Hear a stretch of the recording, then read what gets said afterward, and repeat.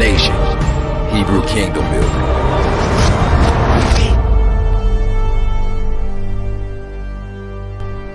Praise Yoshi. I'm trying to keep this thing. We're not gonna finish it, and we're gonna try to keep it as brief as possible. So, I was trying to people online. I was trying to set this thing up so I can put these slides on the display in the booth, but Hasatan is like busy in my PowerPoint and won't let me do it. All of a sudden, I got to sign in to do it. I don't even have no sign in.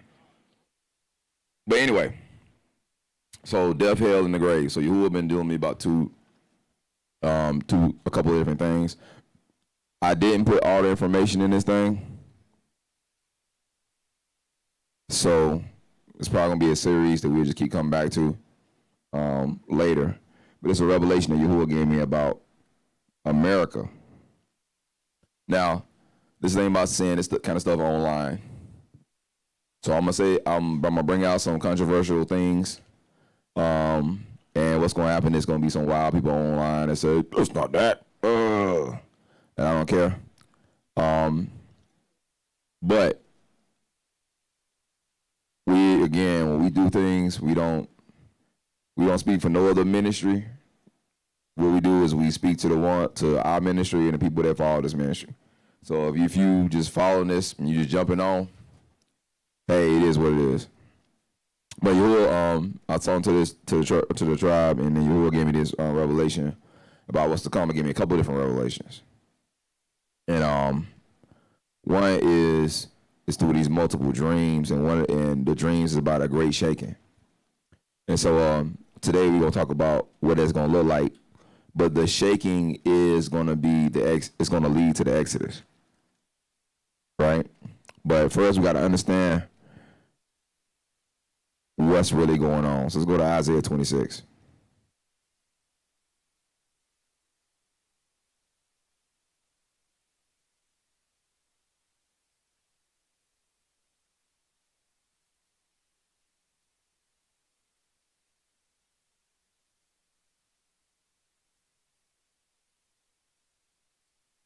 Isaiah 26, we're going to start at verse 15. Nah, no, we not. We're going to start at verse 12. Y'all ready? Yahuwah ordained shalom for us. Thou has wrought all our works in us. O Yahuwah our Lord, other masters besides us have had dominion over us. Is that not true? But by thee only will we make mention of thy name. They are dead, and they shall not live. They are deceased, and they shall not rise. Therefore thou hast visited and destroyed them and made all their memory to perish. This is actually what happened to us. Thou hast increased the nation, O Yahuwah. Thou hast increased the nation, thou hast glorified, and hast removed it far to the ends of the rest. Is that not us?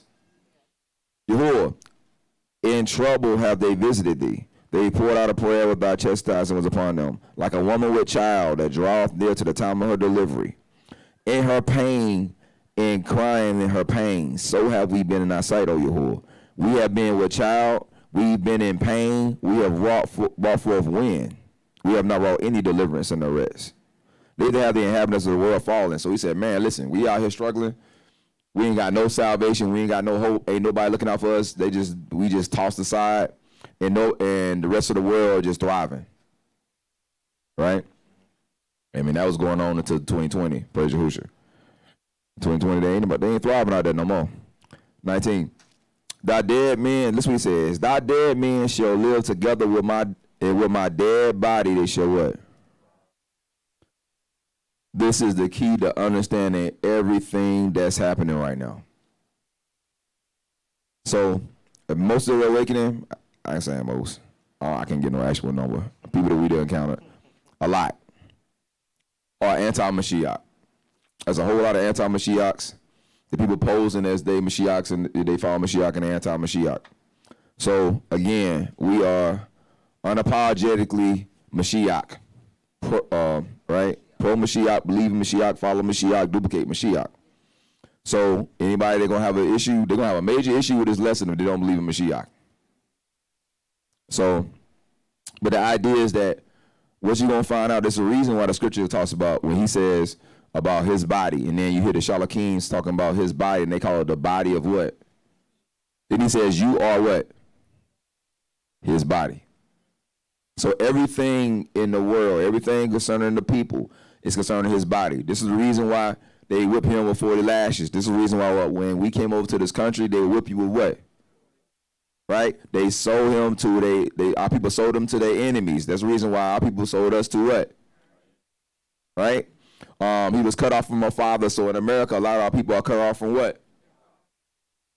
Bam, bam, bam, bam, bam. Everything concerning him is the thing that happened to him. They mocked him before they hung him. That's why in America, that's what all we face is what?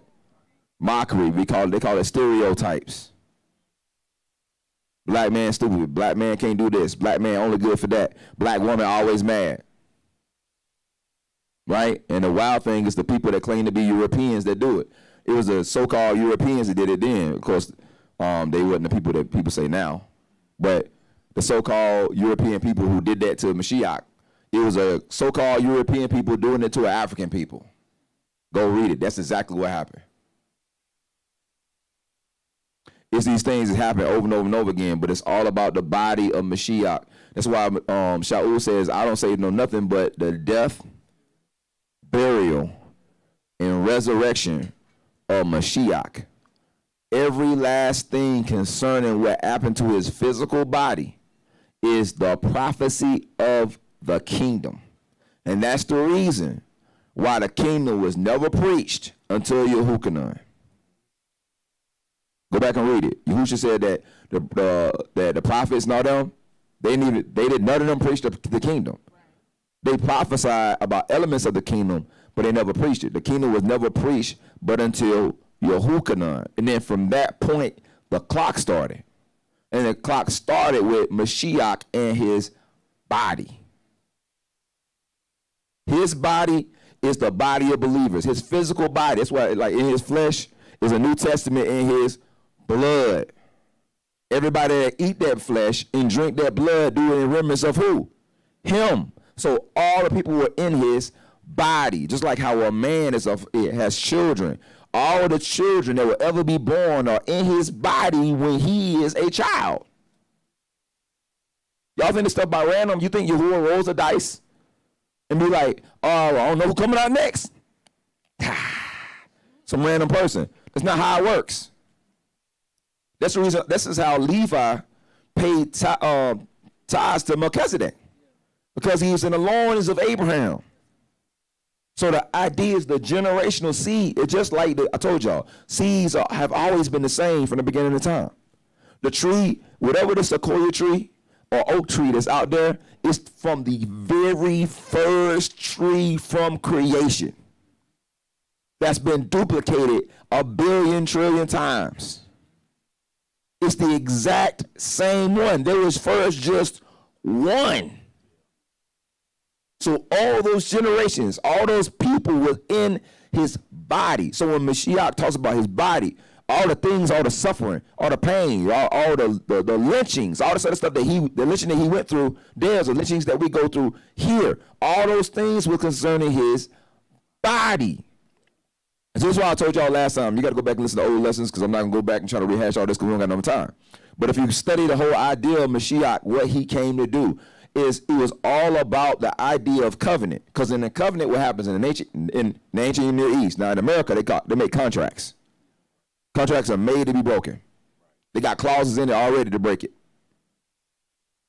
You go get a contract, hey, pay so much money, you through. Right? That's how contracts work. Right? And sometimes they can get a lawyer and get around that. Right? That's not how covenants work, though. In the ancient Near East, when if somebody gonna make a covenant, something has to die. That has to be bloodshed concerning the covenant. So because this covenant was sealed with us, the only way the covenant can be resolved is by bloodshed. Right? So going back to the nation, because when the nation transgressed, the curse was going to follow us until we died. So the nation had to completely die. And the nation wasn't dead during the time of Mashiach. Matter of fact, the nation wasn't even dead right after the time of Mashiach. right? Because what we did was, after the time of Mashiach, we got scattered. We go down to Egypt. We go down to Elephantine. We go down to some of us went to Spain. Some of us went to Portugal. This y'all, I know some of us went to Britain. Facts. Some of us went to Britain. Some of us went up, migrated all the way up into like Europe, Northern Europe, Russia, Germany. We got scattered all over the place. Some of us ended up in West Africa. Some of us ended up in America. To my ancient times. Scatter, scatter, scatter, scatter, scatter. And what we did was, some of us kept the context of who we are, some of us didn't. But the core remnant of us for a long time still had this idea of who we are. And so it kept the clock still was ticking because we hadn't died yet. We hadn't died yet. So that's why Yahuwah sent the dragon. He sent the dragon to devour our people, to destroy our people. And it started with him destroying the nation. So when Yahushua was born, you don't believe me, go read what the prophets say. When he was born as a child, the prophet come and look at him and they said, this child is for the fall. That's what it says now. For the fall and the rise again of many in Yasharal. Not for the saving of all people of Yasharal, the physical saving. It says for the fall and the rise again of many in Yasharal. So when Yahushua was born, his purpose was to destroy Yasharal. Because the only way to save Yasharal was to destroy it. The only way you can save you is by destroying you. Because you are your worst version of yourself.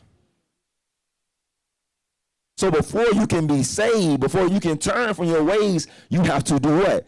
Die. You have to do what? You have to be completely disconnected from your old man manner, conversation, and operation. So Yasharal was in their old manner, conversation, idea. It had to all be purged. It had to all die. It had to all be destroyed. So Yahuwah took it so far to remove even the memory out of our minds of who we were. Send us into other nations, make us think we other people. Because it had to be dead in your mind, because there was this sense of arrogancy. This sense of pride that we had about who we are. This idea of really is entitlement. With Yahuwah that led us all this stuff. We was bold with Yahuwah, man. To this day, still bold with Yahuwah. Bold in his face, by everything. Sin in his face, don't care. Do stuff by, like, cause problems and everything that he start up. That's why Yahuwah called us a hard-headed and stick-necked people. Because we just do the most. So the idea was, Yahuwah said, you know what he said? So like, for instance, he said Eliyahu, and he said, I think it's Eliyahu, but he says, not Eliyahu, it's like Isaiah or something. But it says, how long should it be? He says, till there's no man, until everybody are basically taken and destroyed. Until that time, right? Because afterwards is going to be a resurrection. So this is why when Mashiach came, he knew it was going to be so many days. So many days for him to come, for him to have a word. So many days for him to be rejected. So then there's going to be so many days in the grave, right? So when he went to the grave, what it was is when they put his body in the grave, that literally was us going into captivity. You can imagine his body being lowered into the tomb and us going out on slave ships at the exact same time. This is my body that's what? Broken for you. Because according to the ancient Near East, there can't be no redemption without blood.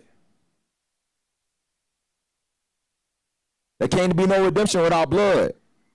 Right? White people in Christianity, they taught y'all that, oh yeah, them blood sacrifices over with. They are not. They are not. There's blood for blood. So when our people sin, we had to pay for blood. You realize how much blood our people done spilt on multiple continents? Do you have any idea? Probably enough to fill an ocean.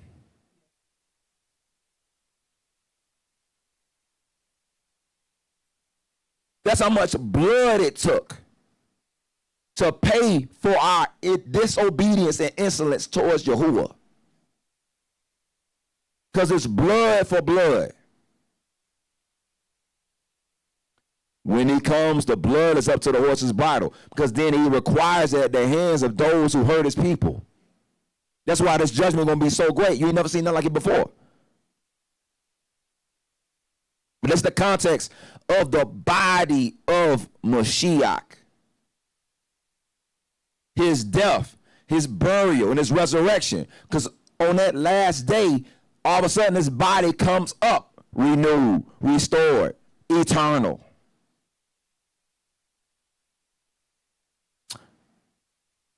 Oh, yeah. All right, so listen. It says, listen.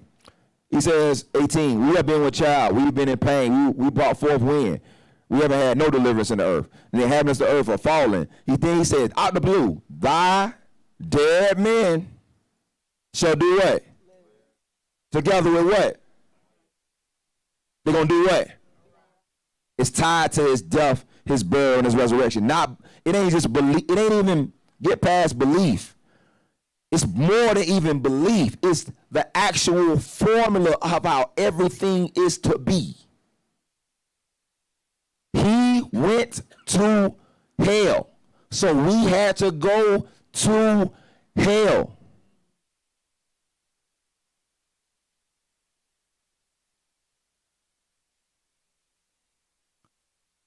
He says, the dead man shall live.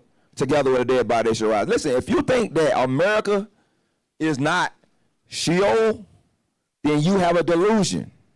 Because your oppressors have taught you that doo-doo tastes like a cheeseburger.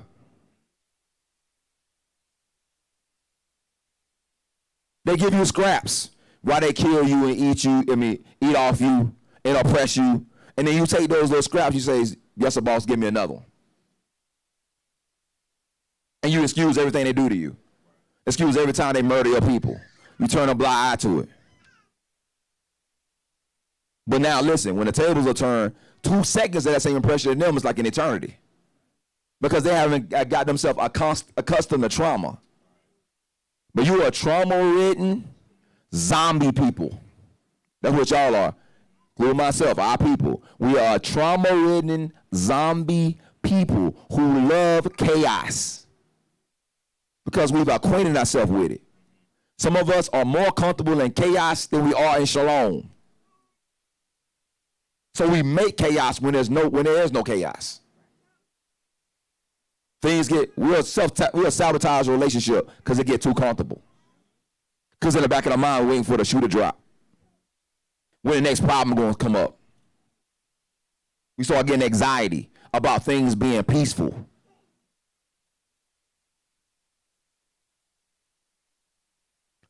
Thy dead men shall live, together with my dead body they shall rise. I wicked seeing those that dwell in the dust. For the dew is the dew of herbs, and the earth shall cast out the dead. He's talking about the resurrection. Yahushua says, I am the what? I am the resurrection and the life. The resurrection is the ascension out of the grave. But the idea is, can you identify what the grave is? Because if not, you will believe that the grave is the Shamayim. You will try to live your life, and that's what think about our people. What do we glorify in? What do we glorify? Material things and degradation. The degradation of ourselves is what we glory in. The destruction of our people is things that we take pride in. It could be somebody that got done a certain amount of time. We give them a certain amount of respect because they done their time. Or they haven't done that time. They will sing and rap about it. And because they rap and sing about this, again, the degradation of our people, we put them on a pedestal. We'll take somebody and put them in, let's say they ain't your cup of tea. Your thing is, you Ivy League. So you know what you'll do? You'll go support a politician that takes advantage of our people. And then while they're taking advantage of our people, you'll make every single excuse of why they should be they fine. Even when they're doing stuff. I done talked to old black people about talk to an old black person about Hillary Clinton. Negroes in America, this is the wildest thing I've ever seen in my life. Negroes in America, some kind of way thought that Biden was more racist than Trump. Negro, who you think wrote the crime bill? Why do you think all these Negroes end up getting locked up? You can go find video of him laughing about this. Him and Hillary Clinton, super predator, that's them. 3 strikes rule, that's them.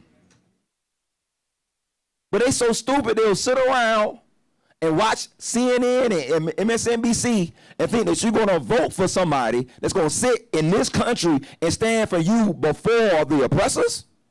Forget about it. Ain't gonna happen. You wanna know why? Because every time somebody does that in America, they kill them. And men ain't built like that no more. Men just like women now. And they don't just like women, they preachers who actually really meant women or mess around with men like women.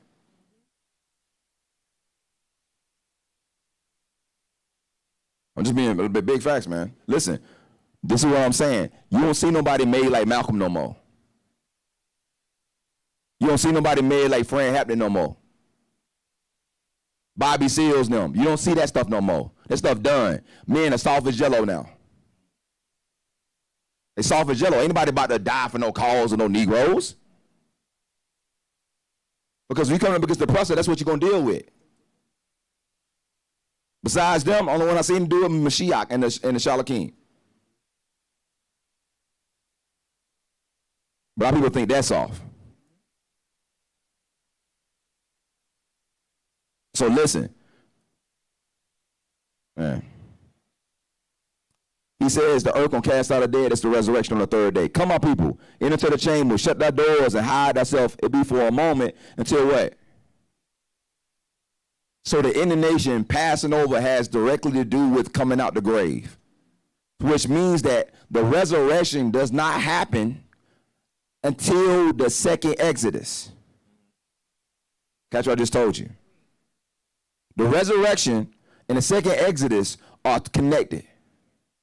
The resurrection ain't you can't put it in any other time. Because he says, it says, with my dead body, they're going to rise. Then after that, the dead going to cast out of the grave. Right? And then you're going to enter into this place where you're going to be covered while the indignation be overpassed, with the destruction that comes upon the whole world. Well, I'm going to tell you in a couple minutes, I'm going to prove to you that there's been these destructions that happened even a couple hundred years, some years ago, that America covered up. They covered it up. And what I'm telling you, if 10% of that happened, now people are going to be running in the streets losing their mind. So anyway, for behold, you will come out of this place to do what? Punish the Eretz for their iniquity. The earth shall disclose her blood and shall no more cover their slain, because it's blood for what? It's blood for blood. Who is going to judge blood for blood? It's always been that way. It ain't never going to stop. So, let's keep going. Matthew 16, verse 1 through 4. The Pharisees also where the Sadducees came, tempting him, and desired him that they should show them a sign from the Shamaim. He answered and said to them, when it's evening, you say it's going to be fair weather, because the sky red. In the morning, you say it'll be a foul weather day, but the sky is red and lowering. He says, you hypocrites, you can discern the face of the sky, but you can't discern the signs of the times. And he turned on and says, a wicked and adulterous generation seeketh the sign, and there should be no sign given unto it, but the sign of the prophet Jonah. Then he left him and departed. He said that and then rolled out. Just like, man, out. So he says, a wicked and perverse generation seeketh a sign. First he said, hey, look. Then he goes on to the disciples. He tells them, you got to discern the signs. All these signs, said he used the same format and tells them, hey, look, you got to discern the signs. So why would you have the signs? You have the prophets and you're not supposed to discern them. That's not what it's saying. A wicked and perverse generation. A wicked and perverse generation is somebody who waits to the last minute They try to escape a judgment instead of submitting themselves to the order. That's why they're wicked and perverse. Like a thief and a robber. They try to sneak in any other way. They don't want to come through the door. Right? He says, no sign should be given to it but the prophet Jonah. Now we're going to speed this up. All right? Job 14, 12 through 15. You will see a pattern. So what happened with Jonah? What did he do?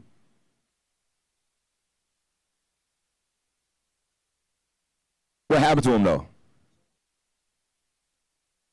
Where did he go? Say it. I don't know if Mike, so everybody can hear. He went into the belly of the well, or the beast. And where did the beast go though? To the abyss. So what is the abyss in Hebrew? What is the word for abyss? Gross, like gross darkness. Sheol. Oh, Sheol. My bad. Sheol. My bad. So he went to Jonah went to Sheol. So he says the only sign you're gonna get is going to Sheol. Hear what I just told you. That's what he told them. Everybody was looking for signs. For instance, the what's the name? 7-day Adventists. They always want to argue about the 70 weeks prophecy. If you look at this, there's 70, so many weeks to blah, blah, blah. Other Christian apologists. They want to look at the tribulation. And what about this? And so many trumpets. And blah, blah, blah. He said, ain't no sign. Ain't no sign going to be given to you but going to Sheol. That's the only sign. If you can't discern going to Sheol, you have no idea about the sign of the times. It ain't the 7 trumpets. It ain't how many seals. It ain't horsemen riding. It ain't none of that stuff. To discern the time. It's going to Sheol. Let's keep going. Psalms 30. Remember, I didn't read it. It's Job 14, 12. Listen what he says. Look what Job says. So a man lieth down and he rises not, till the Shaman be no more, and they shall not awake, nor shall they be raised out of their sleep. Listen what he says. Oh, that thou wilt hide me in the grave, in Sheol, that thou wouldst keep me in secret. You don't go to Sheol to be in secret until the wrath be passed? Oh, wait, hold up now. Hold up. What did we just read in Isaiah? Right. Let's go back to Isaiah now. Isaiah says, verse 19. He says, thy dead man shall live together with my dead body. They shall rise.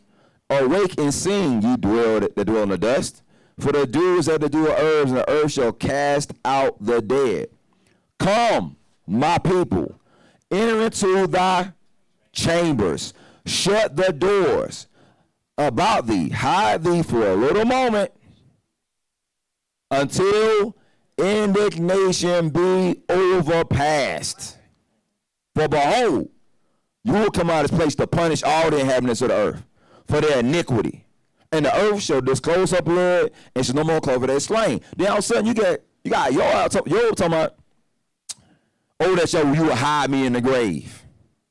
That you will keep me in secret until the wrath be overpast. So, where are these people hiding?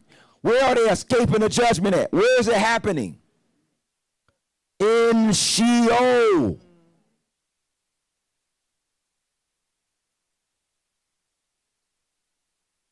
Their dead body is going to lie with my dead body. And they're going to do it. When I rise, paraphrasing, they will do what? Rise. Because then the grave is going to what? Cast out her dead. Cast it out. Like, it's going to come a time when it's going to be like, they're going to spit you out. Like who? Like Jonah. 3 days in Sheol until the beast. Who's the beast? Babylon spits you out. Spits you out. Spits you out. Cast you out of what? Sheol. So that means that these people have to be in Sheol. The inner nation passing over is in Sheol. Because you think that Sheol is Gehenna. You think that Sheol is the size of the pit. Sheol just means the underworld. The place of the dead. And there's different parts to it. You got the pit. Right? Matter of fact, you're going to talk about the pit in a minute. Right? You got the tormentors that's down in the pit. Right? You got Gehenna, which is the fire. But Sheol is a place where his body is. 3 days in the grave. So when he went down to the grave, what did the scriptures say that Yahushua did? He said he went and he preached to the captivity.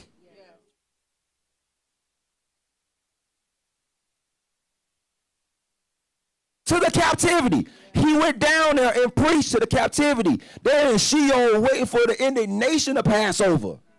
And he takes the keys of what? Sheol and death. Then all of a sudden the Shalakim said they see the Kodashim going into the kingdom. How? Wasn't no kingdom.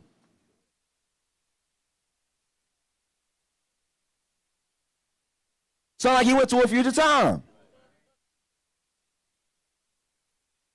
So, going back to Isaiah, he's already told you he's going to appear in Sheol.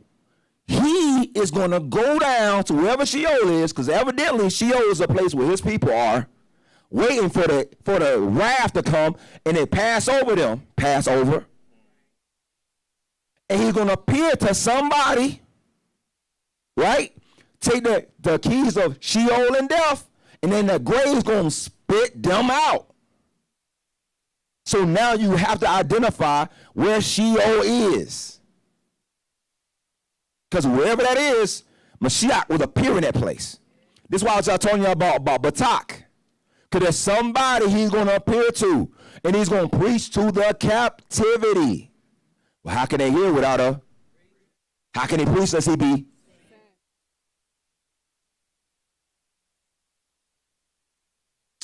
Oh, that thou would hide me in the grave. That thou wouldst keep me in secret until the wrath be past. That thou would appoint me, set me at a time, and remember me, Zakar. If a man die, should he live again? All the days of appointed time will I wait until my change come. So, in Job's life, what happened to him? Where did he go to? Sheol. Job lost everything. He went in the place of the tormentors came to him. You ain't read the scripture? They all sitting there talking to him, and he's in torment. Like, man, why don't they just leave me alone? At one point in time, he's like, just let me die. Just let me die. But then after a while, the indignation got overpassed, and Yahuwah gave him what? 100-fold.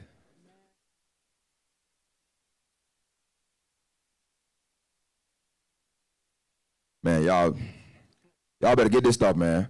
Psalms 30. My granddaddy, Dawood. Right?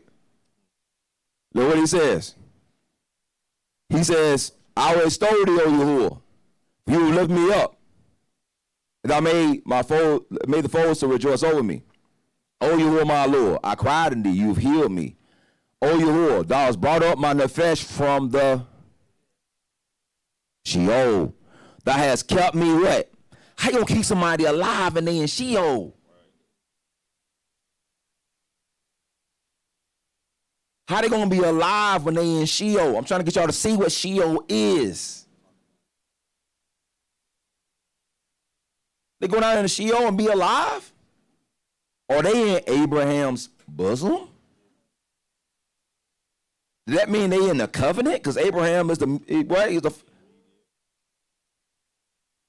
Do they have an eternal covenant somewhere?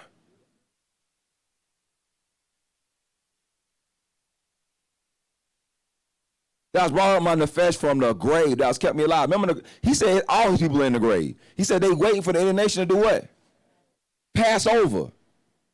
Then the grave gonna spit them out.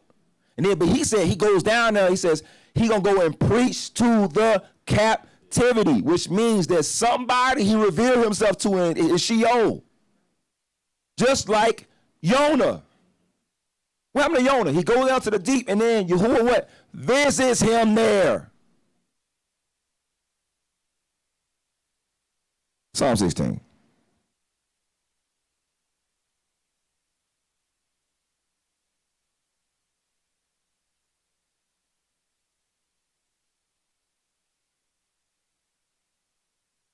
They run around talking about some 70 weeks prophecy, man. They had no idea. That's the reason why the kingdom is without observation. Kingdom is without observation. They can be sitting around getting all their formulas looking stupid. And their chalkboards that they had all crazy.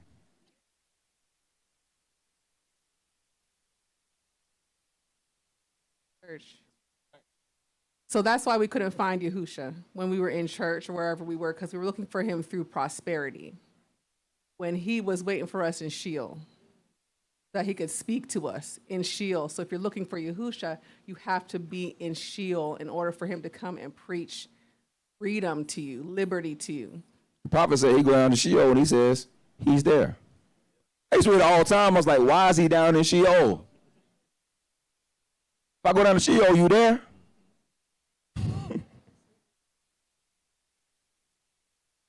Yes. Yes. So listen, guys, listen. Psalm 16, listen. Here you go again. Really be going off. Preserve me, O Yahuwah, O Lord, for in thee I put my trust.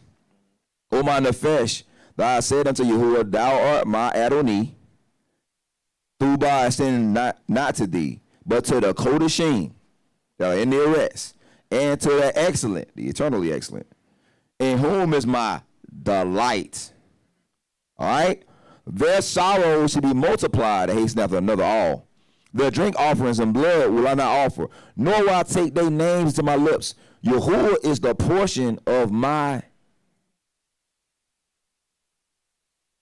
Who is it that we're talking about?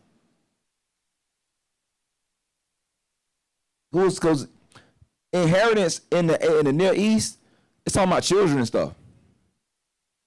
Yahuwah is my inheritance. And the cup thou maintainest my lot. That's my children. The lines are following me in pleasant places. I have a through heritage. Children. Children. Listen. I will bless Yahuwah, who has given me counsel. My reins also instruct me in the night season. That's in darkness. I've said Yahuwah always before me, because he had my right hand, I should not be moved. Therefore my heart is glad, and the kabod rejoices. My flesh shall also do it. So who is my flesh? That's my lot. That's my inheritance. That's my children. My children shall rest in hope. Why? For you will not leave my nefesh in Sheol, neither shall the Kodesh one do it. Thou wilt show me the path of life, and in thy presence fullness of joy, and in thy right hand are pleasures from evermore. So Daud is giving this context of this flesh, these people that's not going to be left in Sheol, but they're going to remain in Sheol until the end of the nation be overpassed. Because that's the place where Yahusha appears. Because in them 3 days he's in the grave, he goes and he preaches to the captivity. All right. Job 17. We're getting somewhere, y'all. Job 17, 13 to 16. Job going in. He says, if I wait, the grave is my house. Sheol, I made my bed in darkness. I said to corruption, you are my father. Hold up, Daud said his flesh ain't going to see corruption. That's what he said. You are my father, to the worm. Remember Yahushua talks about where the worm dieth not? Sheol. And to the worm, thou art my mother and my sister. You was wild out. And where is now my hope? Hold up. Daud says that his seed will rest in hope. Neither will they flesh see. As for my hope, who shall see it? They shall go down to the bars of the pit. See, now he's descending. into the lower parts. So if you're gonna study, there's Sheol, and then there's the lower parts of Sheol. So the lower parts of Sheol is a place of torment. That's the pit. It's another name for that we about to get into. It's a biblical name for that place. All right? We now shall rest together in the dust. What's the dust? We know about the dust. That's what? Dry bones. We done read about Ezekiel. So he's saying, because like we were saying, people don't recognize this as Sheol because they call Sheol their house. Because they call the worm their mother. Right. They don't recognize that it's a corrupted thing. But for those who Dawood is talking about, you will not let my nefesh see corruption in Sheol. Those are the people that don't call Sheol their home. Right. Same thing in Hebrews where it says, we seek a better country. Right. It's the same thing. We recognize that this is Sheol. So it only applies to the people who recognize that it's Sheol. Those are the only ones who can see that Yahushua manifests in this place. Right. Man. All right. So Acts, we about to get somewhere. I'm going to speed it up. We got to hit these scriptures before we get into, we're going to go to scriptures, then we're going to go to history. We're going to prove the awesome stuff. All right. Acts 2, 37, 31. So Kepha gets up and he starts making this whole sermon about Mashiach, about his death, burial, and resurrection. And he says, because he starts off with, because thou wouldn't do what? Neither shall our Kodesh one see corruption. This is what you don't understand about with Yahusha. So when Yahusha did that, the scripture says, listen, he is the first fruits among many brethren. Meaning that there's a whole group of other people who do the exact same thing. They make up his body. They go into Sheol. They don't call Thub evil or evil Thub. They can see, they know that that Sheol is in their home. They seek a better country. They recognize what it is. Why? Because of Batak. Because Yahusha preached in the captivity, and when they heard it, they became witnesses. A great cloud of witnesses. He says, because thou wilt not leave nefesh in hell, neither I see the Kodesh want to see corruption. He was the first one to do it, that he might raise up them all. Because he declares that end from the beginning. So when the Yehudi saw Yahusha, they're like, man, he about to bring everybody know the Mashiach going to deliver the people. Listen, the Mashiach in our culture is the equivalent of believing in, like almost looking at it like a superhero. Because they know all the prophecies. They done read Isaiah. They know about Isaiah 66 and all that kind of stuff. About the, horse, him coming with his blood, his garments dipped in blood, and him making all the nations submit to Yasharal. And they know all them prophecies. So if you was a Yehudi, you like, man, the Mashiach, he's unstoppable. He's like Dawood. Catch it? But nobody knew the heart of Dawood. Because they didn't have the heart of Dawood. They had the heart of Shaul. No one had no heart to go and praise Yahushua with their whole heart, mind, and nefesh. That's why Scripture says that there are none righteous, no, not one. Now, there was some that was righteous in the context. What I'm saying is that they didn't have this desire to go out and establish Yahuwah's kingdom, right? Like Dawood, but they thought that somebody was going to appear with the warlike mentality of Dawood. But that's just because of his intimacy with Yahusha. Because he starts off saying, Yahuwah appeared to my master. And said, sit at that right hand to make your enemies your footstool. Then after that, he says, man, I'm going to declare to you what Yahuwah declared to me. He told me, you are my son. This day I begot you. And so from there, that was the mentality. Then he went forth like this, subduing all nations. They don't see none of that stuff. All they see is the bravado. Man, he's going to be like, he's going to be like Dawood. He's going to be crushing everybody. And so when he came, because he declares the end from the beginning, because he had to go and do the things at the end, at the beginning, nobody saw it. But even then, he appeared in Sheol, because where was Yehudi? What was going on with Yehuda during that time? He appeared in the captivity, man. He appeared in the captivity, the place where they were held captive. Out of nowhere. And nobody knew it, but those who could discern the time. And even the ones who discern the time didn't even fully understand it until he died, buried, and did what? So it's all about the captivity. It's the sign of Yonah, which nobody sees. What they see is all these other things. And all those things going to lead you off the path. So listen, he says, thou may know the ways of life. Thou may be full of joy, thy countenance. Men and brethren, let us freely speak unto you, the patriarch. Why are you talking about Dawood now? Why is it all of a sudden it keeps going back to Dawood?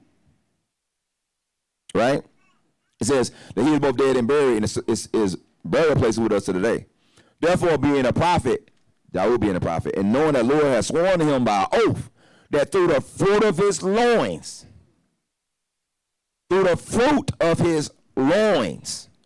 according to the flesh, he will raise up Mashiach to sit upon his throne. Now listen, Shaul says this about you. And right now it's saying, Keith is saying that Yahuwah made a promise to him through the seed of his flesh, of his loins, he raised up Mashiach. Then Shaul starts talking about in Romans that Yahusha came according to the flesh for you. He said for you. He said, you know you're the oracles of Mashiach. Right? And he says, to whom he came, what? According to the flesh. Because basically concerning you. I'm paraphrasing, but that's what he says. Because you become, he cares a great cloud of witnesses. Right? He's the first born from the grave. From the captivity. Because the captivities wasn't going to end until the end. All right. Therefore, being a prophet, being known that Lord has sworn unto him that from the fruit of his loins, according to the flesh, he raised up Mashiach to sit upon his throne. He seen this before, spake of the resurrection of Mashiach, that his nefesh was not left in, neither did his flesh see corruption. That means it's going to be an incorruptible seed in the captivity. It's going to be a seed that has full aruka. It's going to be a seed that no longer sins. I was talking to one of my daughters, and they was trying to clown her about the idea that people can't sin no more because they don't even know what sin means. People on her job, right? Because we already know what the context of sin. We know what sin is, what the scripture says about sin. So it's a time that we completely turn from sin, but it's more than that, though. It ain't just about turning from sin, but it's because it's becoming immortal sons after the order of Mashiach, who ascend out of this captivity. That's the reason why Yehuda had to come from one place. We're going to get into that. So, y'all follow me? All right. So, I'm going to skip over the shaking part because I'm going to talk to y'all about the shaking that took place before, but we're going to talk about it another time because we're going to skip to this part, right? Okay, I'm going to go through it. I'm going to have to say this, but we're going to come back to it because I left a lot of stuff out. All right, so this is what I'm saying. I'm going to tell y'all about what's going on. So what's going to happen in Sheol is that Sheol is about to shake, and then what's going to happen is the earth is going to spew you out like Yonah. Everything is about to shake. Everything is about to get turned upside down, right? And so the issue is I was just bringing this out because I was going to tell y'all about a time that this was similar to what's about to happen, and it was the 1800s. It was 1812 to 1850 something. It's a whole conspiracy in America to cover this up. You got to go read books to really know that this happened. But from the time period of 1812 to 1850, everybody in the world thought it was the end of the world. And they was writing books talking about they thought this is the biblical, because they don't know about the grave. They thought, well, this got to be the end because it's a series of events. And I didn't put all the series of events in there. I only got 1% of it in here because I ain't have for time. But one of the things that happened is the New Madrid earthquake. Anybody know about the New Madrid earthquake? It's the biggest, most devastating earthquake that ever happened in America. It was so big and so devastating that it changed the whole landscape of America, period. And most people don't know it. So some things you see in nature you think are normal, they're not. They came from the New Madrid earthquake. So I'll give you an example, but I didn't put this in here. What's a bay? Somebody tell me what a bay is.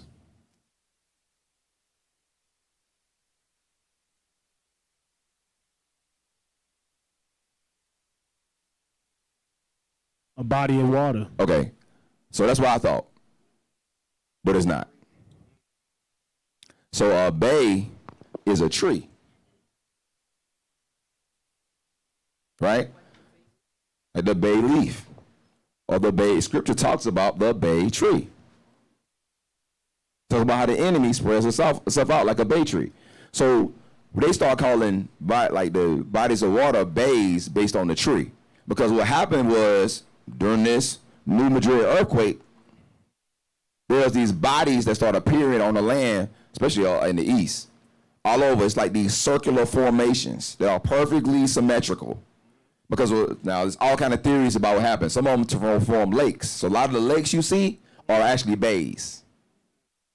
So it's the bay is the type of tree that will grow around this circle, this geometric circle that will appear. Some people believe that these circles came from an explosion that sent like rocks and debris from almost into Canada all the way across the East Coast.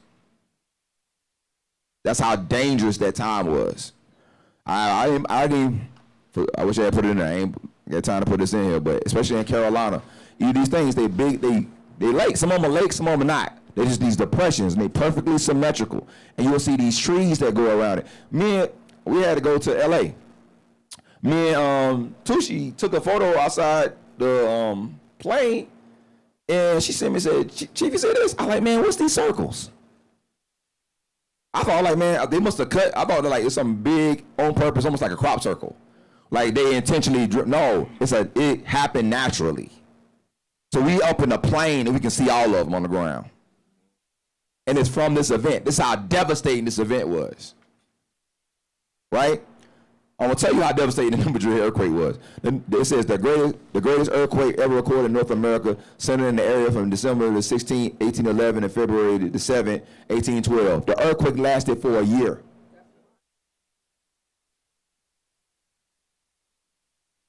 In between a year. Yeah, I was talking about a year between 2 years. Right? That's what I meant to say. Right, but I was saying the idea is this: it was days that this thing's happened, and what's happening was the tremors were more powerful than the earthquake. So the earthquake, some of the tremors was 8.8. The aftershocks, some of the aftershocks of this thing was 8.8 on the Richter scale. We haven't seen the 8.8 earthquake. Period. The aftershocks was 8.8. Right. It says on February 1812, 1,874 quakes. I just told you, 1,874 quakes felt at Louisville, 250 miles away. Tremors also felt at Boston, Detroit, New Orleans, Real Foot Lake, covering 25,000 acres. Formed. Some new streams changed courses. New Madrid destroyed. Very new persons died, and the population was very, very sparse. And what I'm about to get to is this earthquake was so powerful that the Mississippi River went the opposite direction.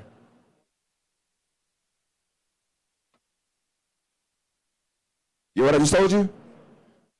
It was so powerful that for hours the Mississippi River went the opposite direction. Right? So, and all you can find is stuff like these plaques that talk about it. Again, the New Madrid earthquake, made up of a series of monstrous and lesser shocks, which began in December 16, 1811, and continued over a year. Yeah, it says over a year. Over the world became severity and length, and it caused little loss of life, so they say, in thinly settled region. Some of the shocks were felt as far as 1,100 miles away. Real Foot Lake, which they keep talking about in the river, is a result of it. So there was a whole lake that was formed from the earthquake. As I told you about these bays. It was a bay that was formed from the earthquake. Right? It says, we're going to speed through this. Right? It starts about 1862, Union forces captured New Madrid by the means of the canal. Blah, blah, blah. Real Foot Lake right here. This is a byproduct of the New Madrid earthquake. A series of, right here says 1,874 recorded tremors. almost 2,000 tremors over the span of months. It says, this is just one thing that happened during that time. It was multiple things. Listen, I would start studying this thing. I said, oh, this is wild. Like, it's this whole conspiracy to cover up what happened. But during that time period, because one day I'm going to give a whole lesson about why I feel like that Yahuwah did this. But during that time period, Yahuwah put the fear of himself in everybody. Right? He says, tremors were generally about 70 miles west of the lake, blah, blah, blah. Y'all get the idea. We're going to move forward. Again, when the Mississippi ran backwards. Can you imagine an earthquake so powerful that the lake started going the opposite direction?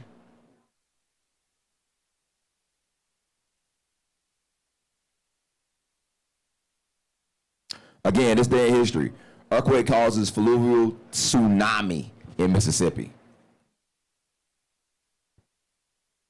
So listen, if these things happen then, and Yahuwah talks about, he's talking about a greater judgment over a shorter period of time, what you think is about to happen? Again, real fast, the so-called fluvial tsunami by the Mississippi River actually making the river run backwards for several hours. The series of tremors, which took place between December 1811 and March 1812, were the most powerful in the history of the United States, but nobody knows about it. All right, let's get down. It says what? Right down the bottom it says, an even more powerful quake erupted, now estimated to have a magnitude of 8.6. This tremor, it was a tremor, 8.6. Literally knocked people off their feet. And many people experienced nausea and extensive rolling of the earth, given that the area was sparsely populated and there were many structures. So they say, now, the sparsely populated, I don't believe that. It's a whole other thing going to that. They had to be. The earthquake also caused fissures, some such as several hundred feet long, to open the earth's surface. Large trees were snapped in two. Sulfur leaked out from underground pockets of the riverbanks. They were saying that the riverbank started to bubble. Right? I'm getting to a point with this, y'all. It says, from underground pockets and riverbanks vanish, flooding thousands of acres of forest. And it says the strongest of tremors were followed on February the 7th. One was estimated about 8.8, which talked about in the reading, ranks amongst the strongest quakes in human history. Church bells rang in Boston, thousands of miles away from the shaking. So imagine you being in Mississippi, and then it's making church bells ring in Boston. And this happened for a year. It says, check this out. It says brick walls were topping the Cincinnati, the Mississippi River, water turned brown, whirlpools developed suddenly from the depressions created by the riverbeds. Remember I told you about those things, those bays, right? Waterfalls were created in an instant. Like you there somewhere, all of a sudden the land just break open. There's a waterfall there now. In one report, 30 boats were helplessly thrown over the falls. This is why it happened. Boom, waterfall. Then they just go over the edge of the waterfall to their death.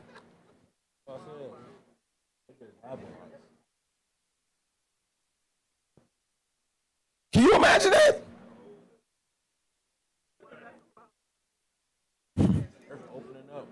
It says 30 boats. So my bad, 30 of them. So that happened to 30 different people. Many of the small islands in the middle of the river, often used bases by river pirates, permanently disappears. That's the other thing. Islands just disappeared. There were islands that just disappeared. They were just no longer there. Right? So anyway, these are the things that happened. So this is one of those things that was happening during that time. So we're going to speed this up. So the next thing that happened was the Great Comet of 1811. Have y'all ever heard about that? Funny how they ain't telling you about none of this stuff. So all this stuff was happening simultaneously in America. Also, you know what's happening simultaneously? The Revolutionary War, not too long after the Civil War, then they start changing the books concerning Negroes being Yehudis. All that stuff was happening at the same time. All right. So listen. So the thing about this comet was it was prophesied by Native American. Right? So is this man named Tecumseh. Y'all probably heard of him before. right? So Tecumseh actually prophesied that this comet is going to happen. So this is what it says. The strange story of, all this happened at the same time, the earthquakes, the comet, all this other stuff, right? All right. The strange story of Tecumseh's comet, Black Sun prophecy, and the New Madrid earthquakes, the biggest earthquakes in American history. In 1811, a great bright comet appeared in the skies. It was visible to the naked eye for 260 days. Some people say that in visual scope, it looked like the size of the sun. The comet was named Tecumseh's Comet, and Europeans called it Napoleon's Comet. Of course they would. The last time the comet had been witnessed, check this out. The last time the comet had been witnessed was during the reign of Egyptian Pharaoh Ramses II. The Exodus.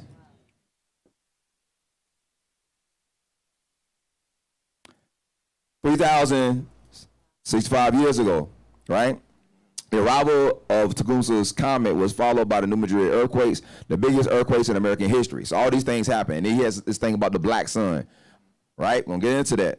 So just in case you don't know, I put this thing on. I know people online probably can't see this, but this is Encyclopedia Britannica. This is what most people believe. There's things between, some people believe it's him, some people say it says Tutmos. Back and forth. But this is what it says, though. Yeah, different pharaohs. It says, Moses and Pharaoh. Ramses II became the king as a teenager and reigned for 67 years. He aspired to defeat the Hittites and control of Syria. But in the 5th year of the reign of Ramses, walked into the Hittite trap laid for him in Kadesh, you know about Kadesh Barnea. So it goes on and on and on. And it talks about, so in Encyclopedia Britannica, they associate Ramses II with the Exodus. So nobody has seen this comet since we came out of Egypt. And all of a sudden it comes and Yahuwah shakes the whole entire nation. Like explosions happening, sending ice to the East Coast, making lakes. People having instant waterfalls and falling off cliffs, right? And I put some stuff I left out. There was instant famine. Then all of a sudden, heat jumped up to over 100 degrees for weeks. People couldn't keep any food. All the food spoiled. The reports was they couldn't keep. They'll butcher food and it would go bad in a day. In a day, it would go bad because the heat. They had nowhere to, because they had no AC back then. So going bad because of the extreme heat. Then a plague broke out. They say this plague made people have like all these growths, all these tumors that grow outside of their body and on their tongue. Listen, I don't know, we're gonna go through this next time. I'm gonna break it down and show you. All this stuff was happening in the 1811 on. It was like bam, bam, bam, bam. It was like the whole world was like, whoa, what's happening? Mega mudslides in across the world, even in America. So much so that they could run to cover up a whole nation. Right? I'm getting to a point. Y'all hold on. Again, Tecumseh's comment in the prophecy of the Black Sun. Tecumseh was an important Native American mystic, warrior, and military leader of the Shawnee. He today is remembered as the great hero who fought for freedom. His name honestly meant shooting star. He walked, or somebody who walks across the skies. It's funny because it's like Tecumseh. Kumsa. Right? And he's a warrior. Brother who was also a religious leader, he was named as the prophet, who predicted the solar eclipse in 1806, because right before that, he had the solar eclipse, which is the Black Sun prophecy. Then after that, all of a sudden you got the comet, you got the earthquakes that last for a year, you got the famine, you got the plague, all this stuff, bam, bam, bam, bam, bam, all happening all at once. Right? And it says, in becoming to the popular challenge, him produce a miracle, the prophet announced another solar eclipse would occur, and so it did on September 17, 1811. So he prophesied the solar eclipse would happen. The solar eclipse happened. You know, Scripture talks about he gonna do what? Darken the sun.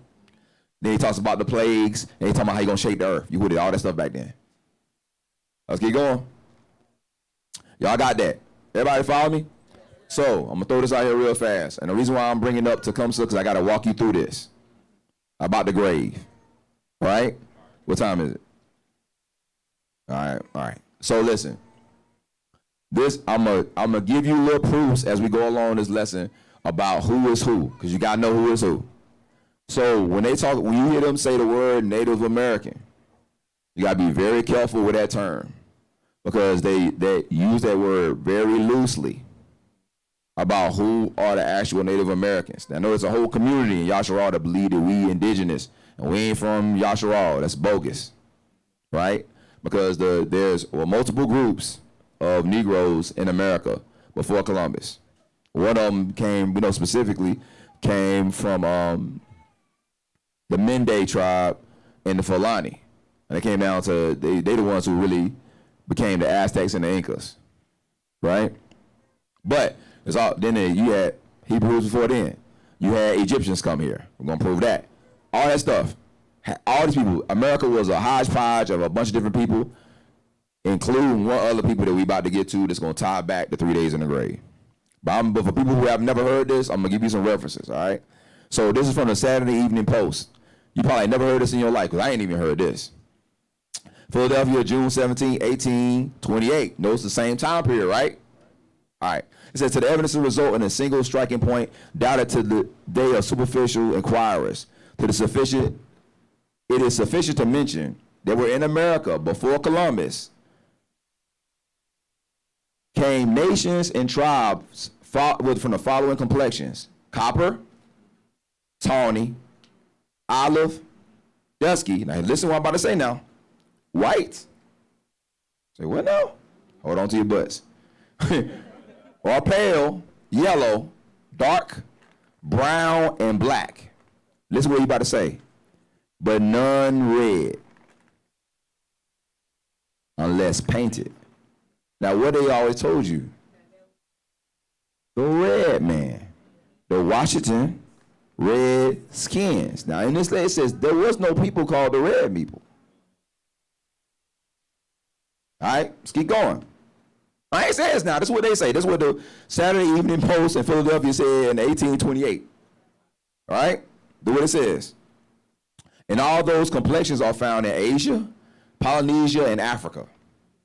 It says the Native American Negroes, the who? The Native American Negroes, or black Indians have been in Brazil, Guyana, Curaçao, Papuan, Choco, North California, right? Also in Carolina. Also in Carolina, but it's not in this quote. I got another quote about Carolina. But many were, and by many were earlier travelers and writers were mentioned by Newdorf, Riley, Langster, Dangleria, and Barrows, and all the people that wrote about it, right? It says the auroras of the Carraris of Cumana were black. In other words, this tribe was black. And then it goes on and says, for time, it says, but with the fine features of long hair like the Jolofs or the Gullahs of Africa, others in New California, the Estros and the Hottentots. I mean, like the Estros and the Hottentots, they be tearing up these words. One of them is Timbuktu. It says Timbukia. I don't know why they put Timbukia.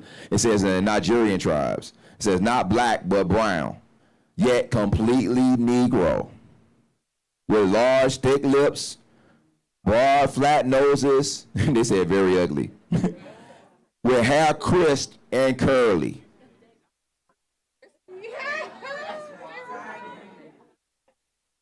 So, I gotta get this because we get to this point, right? So Tecumseh was considered to be what? A prophet. So Tecumseh started prophesying in the 1800s that all this stuff was about to start happening, and it happened. Boom, boom, boom, boom, boom. Y'all follow me? All right, so just for proof about these Negroes. Let's see right here. American. This is what they said Native Americans look like. American. It says Van die Native der Naudensvizes. Right? Right? It says, listen, they called it a nation of the narrow-minded. Right? So, but when they say American, this is what they painted. This is a American. Right? Almost identical. I just got to throw this out there so they know. So right here, If you all can see this, that's from a book called The Americas. You see these people with these headdresses on? The same people that got the headdresses on over here, right? Then those are like Sioux Indians. They look a lot like us now. See the headdresses though, right? See the people right here? What Indians you think these are?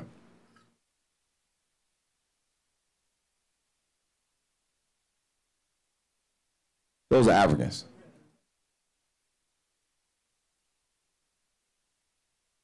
Hold up. They wearing feather headdresses? Is that where that came from? Oh, hold on, let's see if we find. Uh-oh, hold up now. Face painting? Like the Native Americans? Feathers? Like the Native Americans? This is like the Kuru tribes, one of them. I think one of them is like somewhere on the West Coast. Right? Them traditions are from Africa. Right here, that's a Fulani. So by the way, if you ever see a picture, have you ever seen Apocalypto? They look just like this man right here. You wanna know why? Because they was that man.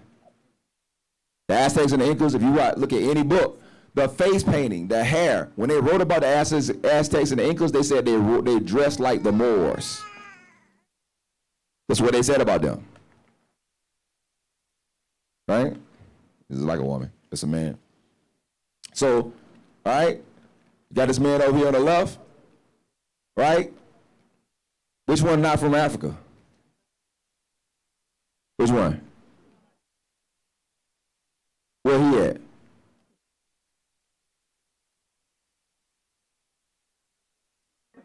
He's at Carnival.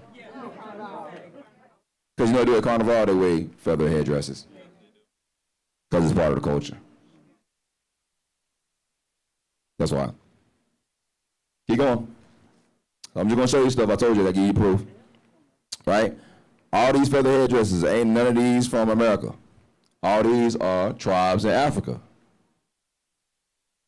The tradition of the headdress, when you see, if you go any kind of old book, you're going to see a specific headdress that they all have. That headdress, that same type of headdress is found in Europe. They have a picture of a Moor, and they have the exact same headdress. Then you see on the continent, you're going to see exact same headdress. All right? So again, it's from a book. We're going to keep moving. But it's a book about different ethnicities from different nations back in the 1800s. You see the man in the middle is a Caucasian. You got the man on the bottom left, he's supposed to be Indian. You got the Mongolian, a.k.a. Chinese. The top right corner, you see a man. You see what it says? American.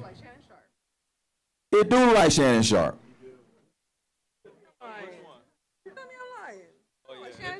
Yeah, he do like Shannon Sharp.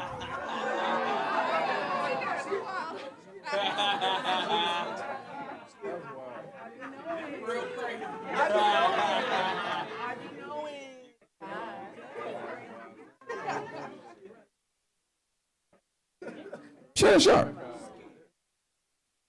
See this right here, there's an Iroquois corn. Tell me that's not Mike Tyson. That's wild, man. They playing games with you. This is why all Negroes say they got Indian in their family, because they do. They do. Right? But let's go back to what we talking about Sheol. We're going to get to the point now. I'm just going to show you some more things. Images. Give me your boy. You see that right now? Wild.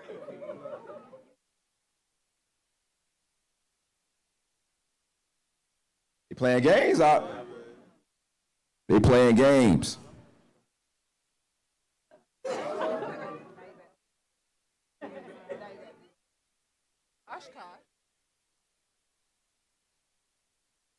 I thought it was too. Is it? They call it a red man. Yeah, we ready. So listen, which one, is there anybody right now in this room that actually black? Not a single person. This is the color of my shirt. As you see, I'm not the color of my shirt. Ain't no black people. Majority of black people are brown. Different shades of brown. Ain't no, anyway, let's keep going. I mean, you can take a little child, they'll be like, what's black? Black. And then you say, what color is this? Brown. Anyway, let's keep going.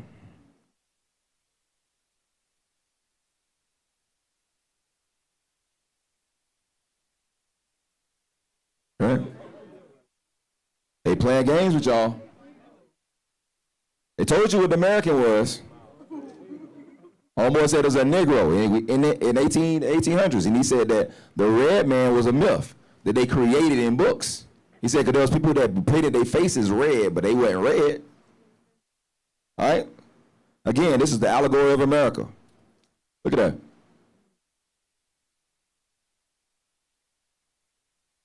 See the hairdressers? I told y'all. So listen, we're gonna move forward. Right here, this is from one of the explorers. He says, the complexion of these people is black, not much different from that of the Ethiopians. Their hair is black and thick and not very long, tied behind the head like a small tail. As for the physique of these men, they are well proportioned and medium height, a little taller than we are. They have broad chests, strong arms and legs, and other parts of the body are well composited. There is nothing else except that they tend to be broad in the face, and they have big black eyes and attentive and open look. They have a sharp cunning, and they are what? Agile and swift runners.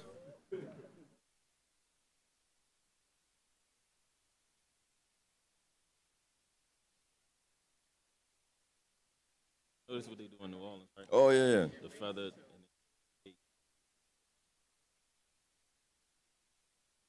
They play games, man. So anyway, so real fast. So this right here, this is a Native American woman who had her own business, was a Black Hawk, Indian hair grower, and scalp cleaner. There she is right there. She was a Black Hawk Indian. Right? Right here. So this is what it brought down to. It says, the Virginia, I got to give you overkill on these references because people don't believe stuff, right? It says, Virginia law cited by Plecker on Indian status. Listen, Virginia Bureau of Vital Statistics is strict in accordance with the law in classifying, listen, so-called Virginia Indians as Negroes. Dr. W.A. Plecker, State Register of Vital Statistics, declared today, right? And at the bottom it says, Mr. Coates accused the registrar of acting on pure prejudice in classifying the Pamunkey Indians as mulattoes and branding them as Negroid. So that's what happened to the majority of the natives that was here. That was us. Again, they were not just black. I'm talking about Israelite. They were Israelite Negroes that was here. There was Hamitic Negroes that was here. There was Asians that was here. And there was some white people that was here. We'll get to the white people in a second. Right here, it says, the almost extinction of the original Negroes. You hear that? The almost extinction of the original Negroes during the time of the Spanish conquest and the memories of them in most ancient traditions induce us to believe that the Negroes were the first inhabitants of Mexico.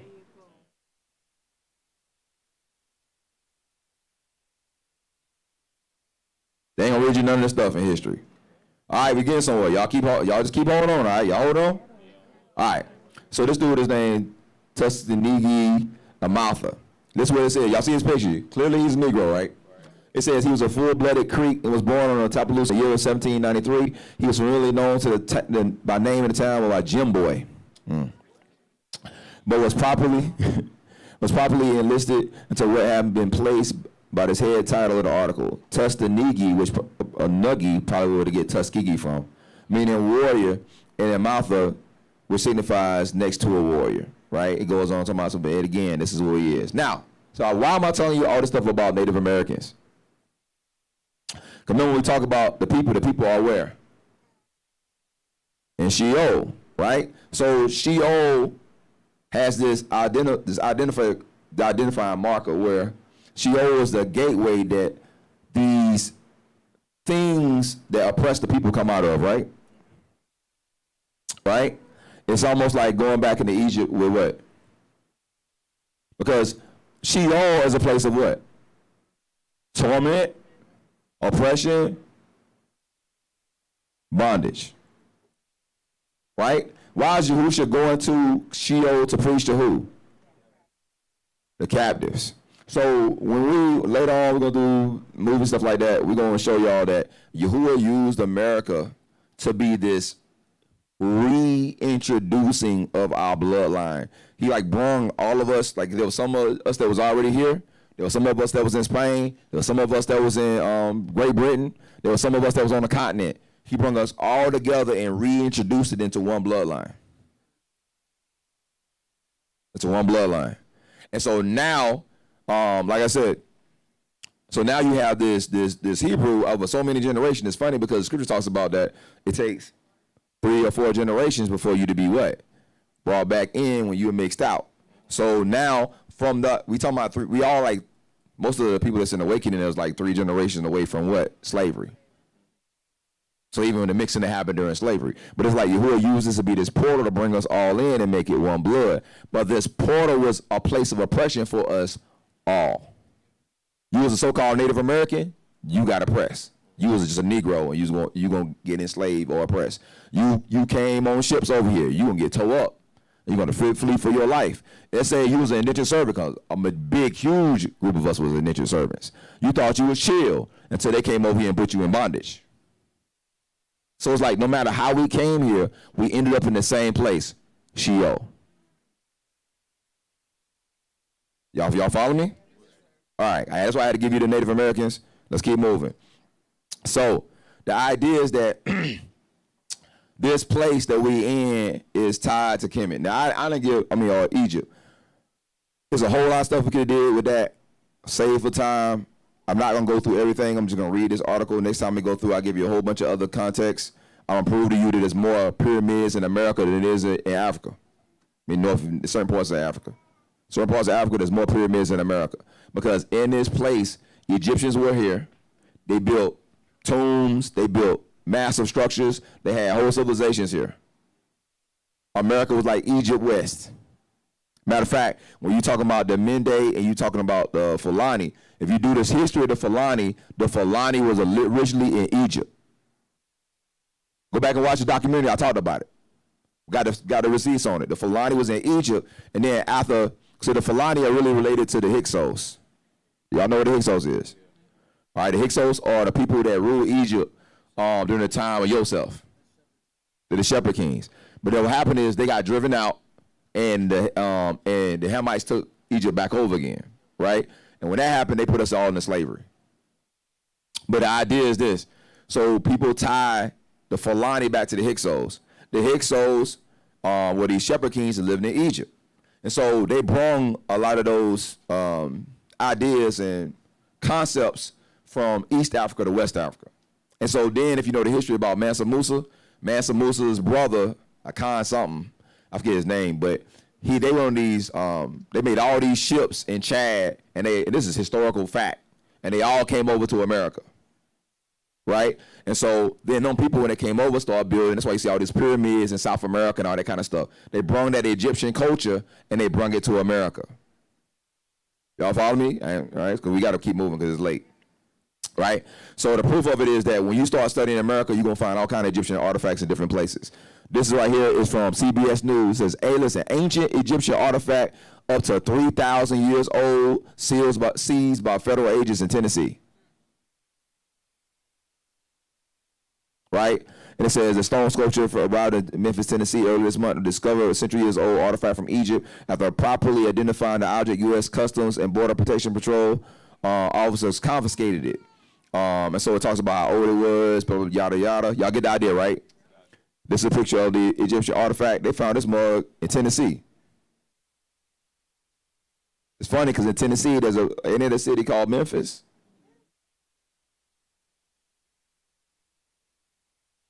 With a pyramid there. Right? So why am I getting to? I'm going to get to this thing. So Yahuwah talks about Sheol. Sheol is connected with captivity. Captivity is also Mizraim. Mizraim means double straits or captivity. So it says that we'll go to captivity again on what? On ships. So we'll go to Sheol on ships. Right? So but the funny thing is that when Abraham prophesies about the end of their captivity, he talks about all these stuff, and at the very end, he slides his thing in. He says, because the iniquity of the Amorites is not yet done. Y'all read that scripture when he says that? So what do the iniquity of the Amorites got to do with the captivity? Right? So let's look at that real fast. Go to Genesis 15.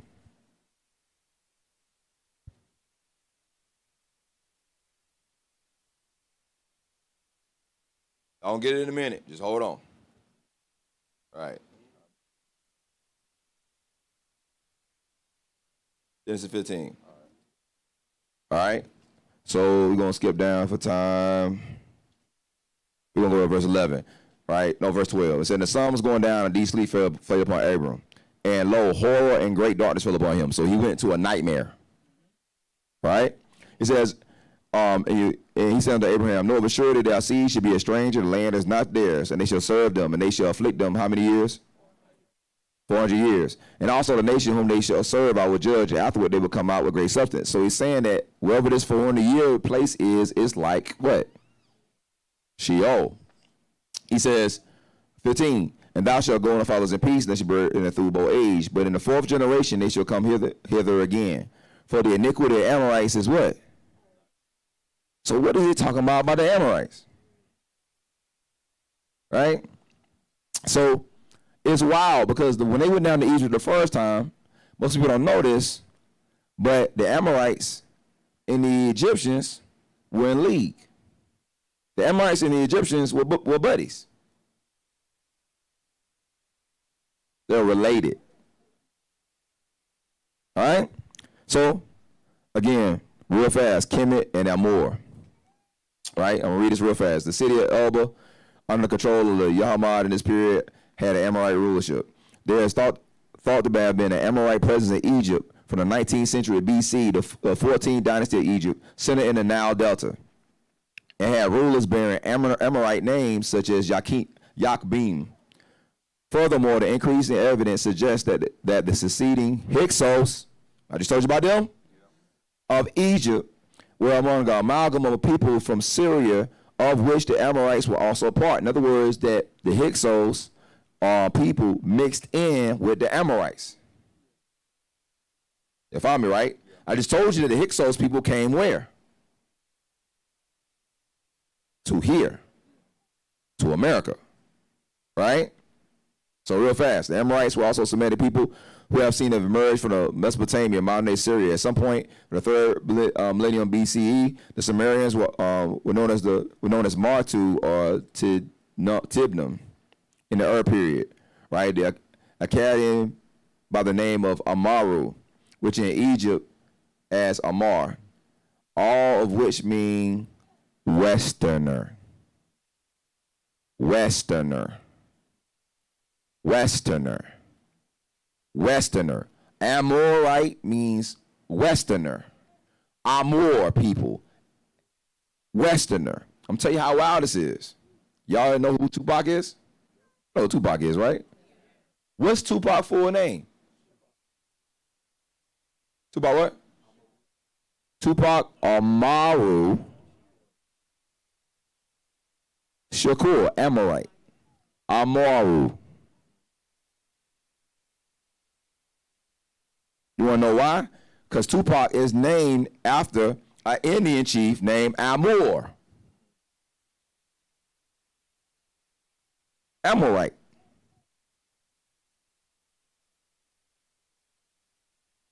Westerner. So there was tribes here in America that had the name Amorite or Amor. The Amor people, Amaru, that means Amor, or the Westerners. This place is called what? The West. He said, but remember, Abraham was talking, he's like, man, hey, look, before in a year, he says, but, you know, it's going to have to be these 4 generations because the iniquity of the Westerners is not yet full. Their complete cycle is not over yet. Y'all follow me? All right. So this book is called The White Race of Ancient Palestine. Remember I read that quote from you? It said that it wasn't no red men. There was only like, for the first 5 categories, different shades of brown. olive, tawny, copper, black, blue, and he says also there's white and there's pale. So there was a people that was in America that was white and pale, and for whatever reason they weren't necessarily connected with the people that came over. They were connected, but they wasn't. They came in at a different time. Y'all with me? Auburn, the accurate observer in such matters, some years ago stated that the Amorites were depicted by Egyptian artists with blue eyes and eyebrows and a beard red. The statement is important since the exposure of the ravages of man are fast destroying the colors which were once covered the great mountain of Thebes. When the winter before last, Mr. Flinders Petrie undertook the photographs and the cast of various races represented on the walls of the tombs and the temples. He could no longer find a direct confirmation of Osborne's statement. At the Rasmussen, the Hittites are painted orange. Admit Abu, their skin is a very dark brown yellow. And it's only in the tomb of Rek Mara we can see that their eyes were brown and their hair was black, right? So you skip them down for time. It says the southern capital of the Hittite tribes, his skin is white. His eyes and hair are light red brown. And he therefore belongs specifically to what is known as the white race. So when he's talking about the Amorite people historically were known as white people, for one. Two, they were connected with with red hair and blue eyes. 3, they was connected with giants. Follow me. All right? So that's one source. You just got one source, Chief. All right? Let's talk to some Christians. Christiansanswers.net. Amorites, meaning highlanders or hillmen. The Amorites were warlike mountaineers who were represented on the Egyptian mountains of their fair skins, light hair, blue eyes, curved and hooked noses, I don't know what that sounds like, and pointed beards. They are supposed to have been men of great stature. Their king Og is described by Moses as being the last remnant of the giants. Both Sihon and Og were independent kings. So hold up now. Now remember now, Tecumseh saw a comet that came during the what? Exodus. Now we're referencing a king of the Amorites from the Exodus. We're talking about America. Let's keep going. I don't got enough, right? So let's keep going. The peoples of Amaru were related to and under the governance of the Nile rulers. See how Amorites and Egyptians connected back to Egypt again on ships? The iniquity of the Amorites, the two things are locked in, connected. Do y'all hear me? Yep. All right. It says some lived in Egypt and are represented on ancient monuments as having fair skins, light hair, blue eyes, eloquent noses, and pointed beards. This is from the Eastern Bible Dictionary. This is not from Chief Malec's dictionary. Henry George Tompkins in 1897, a member of the Royal Archaeological Institute, wrote that the Amorites were blue-eyed and fair-haired. Egyptologist Flinders and Petrie, this is what we read earlier, and Assyriologist Archibald Sayce believed that the Amorites were white with blue eyes and fair hair. That's what. How many quotes we got right now? What, 4? All right. According to Sayce, the Hittites, the Amorites were tall, handsome people with white skins, blue eyes, and reddish hair. All the characteristics, in fact, of the white race. I ain't saying none of this stuff now. This is what people from the 1800s said. Oh, wow, there's a big catastrophe happened in the 1800s, then everything changed. No history of this stuff no more. Right? According to Sayce, the tombs number 34 of Thebes belonging to the 18th dynasty illustrates a bearded Amorite chief with, everybody say it with me, white skin, red brown hair, right? It says in the tomb date after the earliest evidence of the Amorites in Genesis 10:16. Amaru is the name of the northernmost district of Egypt's empire. So Egypt and Amorite connected. America connected to Egypt and Amorite. It is included in the coastal region of Ugarit and Byblos, or Babylon. The Ornates in Turkey mark the northern boundary of Amaru. Y'all, if y'all understand awake, y'all gonna be all right. All right. Listen, this is from the Empire of the Amorites. Listen, you gotta do stuff. They don't believe Negroes. I'll give you white people talking about Negroes. Right? This is from what? This is from Yale University. This ain't from me, so don't get hurt. Don't get in your feelings. I'm just reading what they say. All right? It says that Abu Shimel, the skin of the Canaanite Amorite, is painted yellow, by which the Egyptians intended to represent a white people. Their eyes are blue, and their beard and eyebrows red. I think it's a consensus by now, right? They're gonna be mad at you. Don't get mad at me. I didn't write none of this stuff. All right.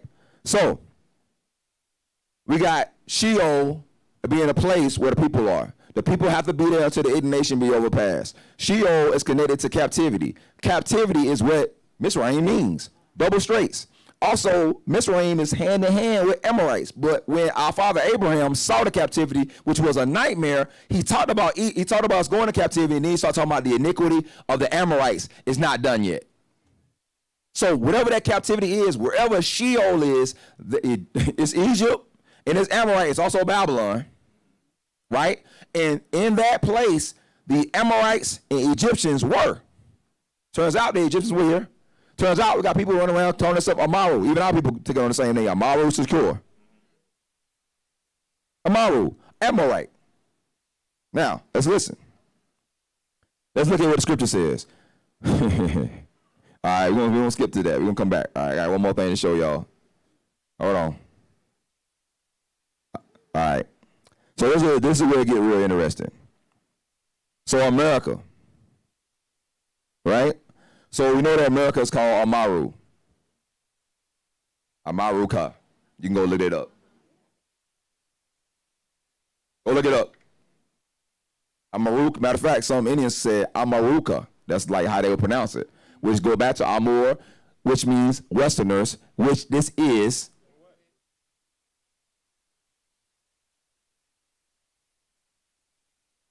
We straight, right? All right. Okay, so then if we ain't got a scripture in there, but even Daud prophesies about his children come from where? The west. Yahuwah puts in the scripture, and he says that he's going to roar towards what, Zaken? The west. Ain't no way Yahuwah said. So why Yahuwah roaring to the west? Why Daud saying the children coming from the west? What's going on with the west? And why does west means Amur, where they get the word Amaruka or America from? Why is America associated with Egypt? Why is this the place of the worst captivity? Why is this the place of the awakening?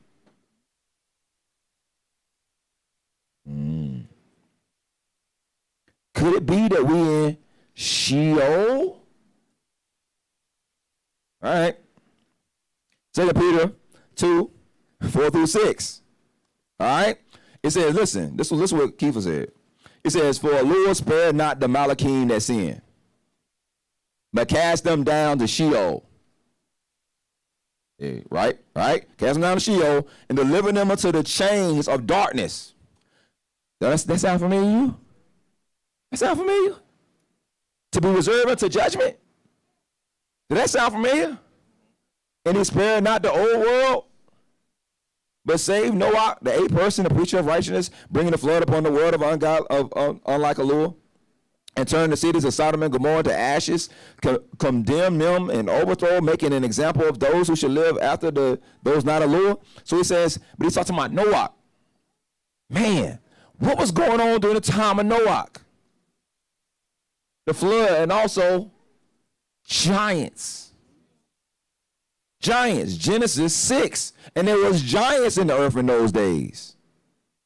Right? When the sons of Allur started messing around with what? The daughters of men.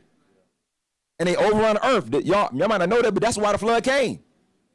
The flood came because of these giants. and their offspring. The sons of Anu. Look at that.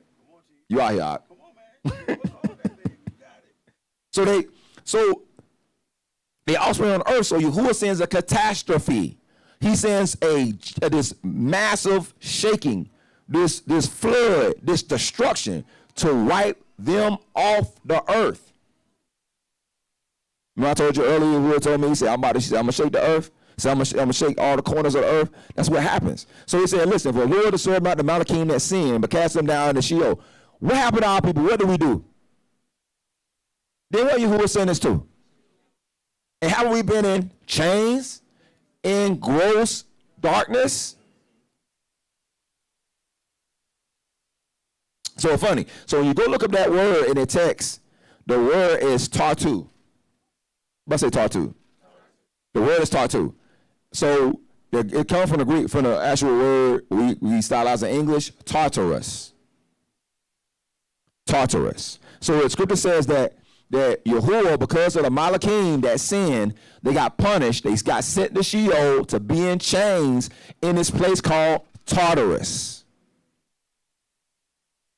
Say it one more time so you get what I'm saying. I'm about to blow your mind with this thing.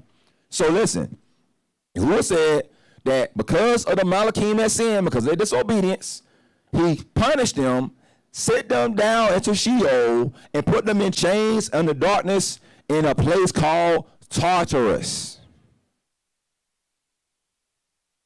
Tartu, right here. That's how they pronounce it, but it's Tartarus. Everybody with me? All right, let's look at Tartarus.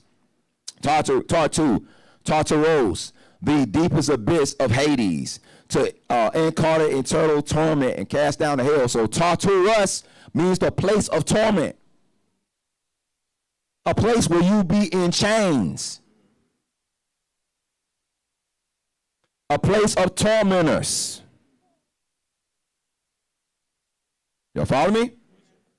All right, Strong's G 50-20. It says, first participle, the name of a subterranean region, doleful dark, regarded by the ancient Greeks as the abode of the wicked dead, where they suffer punishment for their evil deeds. It answers to Gehenna of the Yehudis, to thrust down to Tartarus, right? To hold captive in where? Tartarus. All right? We're going to walk this out now. Tartarus, the infernal regions of ancient Greek mythology, the name originally given for the deepest region in the world in the lower parts. Hold up now. The lower parts, don't it say that Mashiach died and he went into where? The lower parts of the earth? Okay. The lower parts of the underworld, where the alls are locked up of their enemies.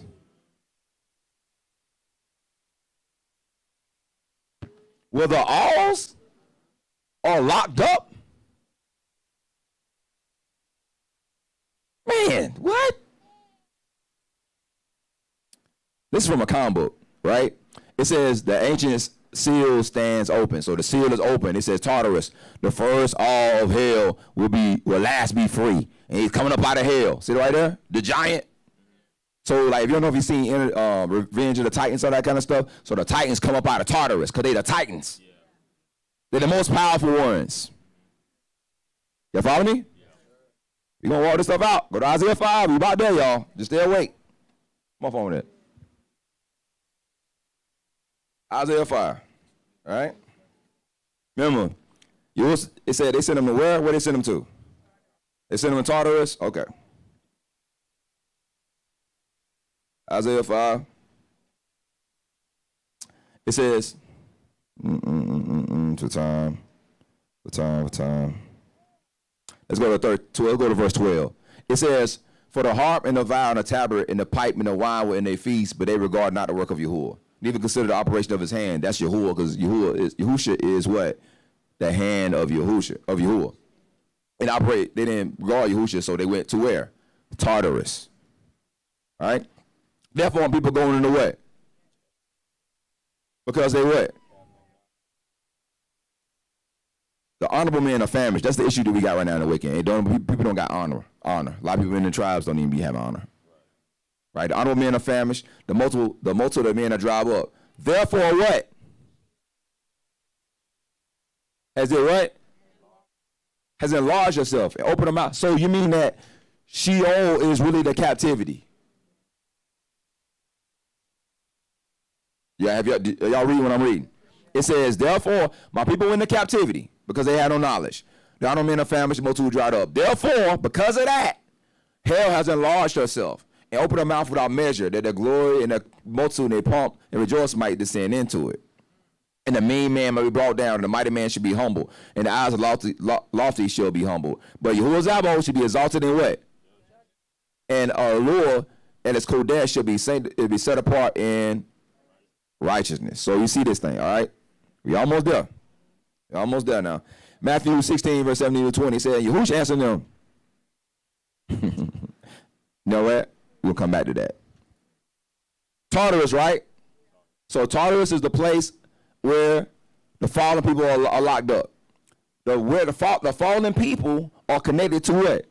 Giants, right? They also, the our people used to fight consistently against the Amorites, who always had a king, Sihon, Og, all these ones that we had to war against, which were their chiefs. Follow me? All right, see right there? It says Tartary, right? And I can't read that because it's some kind of other language.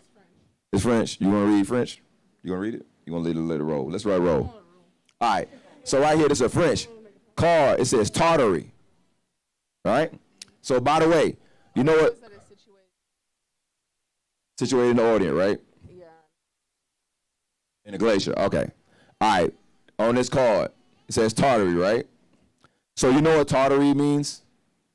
Tartarus. Tartarus.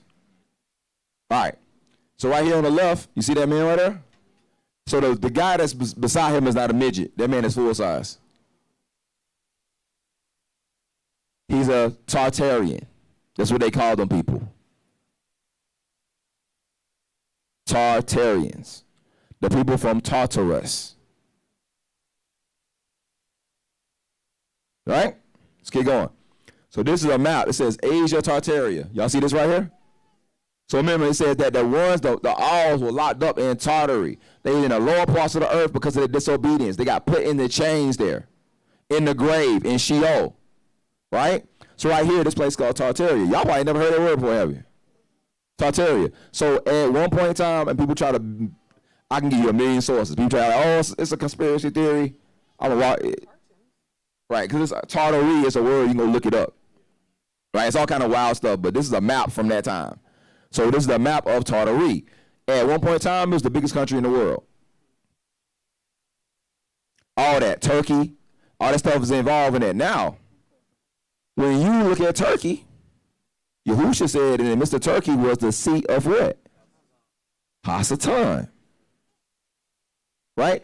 Also, man, in the midst of that place, I didn't put this in there, is the territory of Siberia.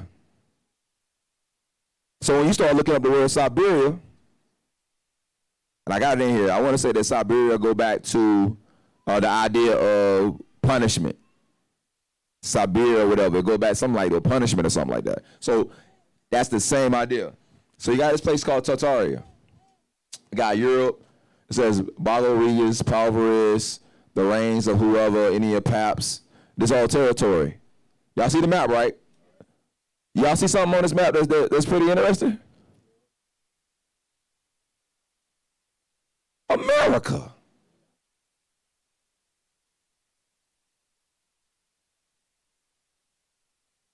So you mean to tell me that America was called Tartarus? The place where the sons of Yahuwah fell, and they got put into chains and darkness until the time of the judgment?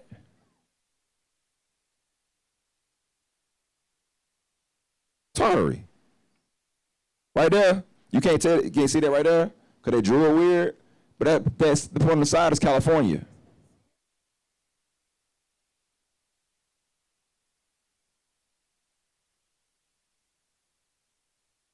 Yeah. So you know what Sierra means? Go back to Seir. Seir, the Mount Seir. where the Horites were, and Esau, the red-headed giant, the red-headed one. Yeah. Yeah, Sierra comes from the word Sierra, Mount Seir.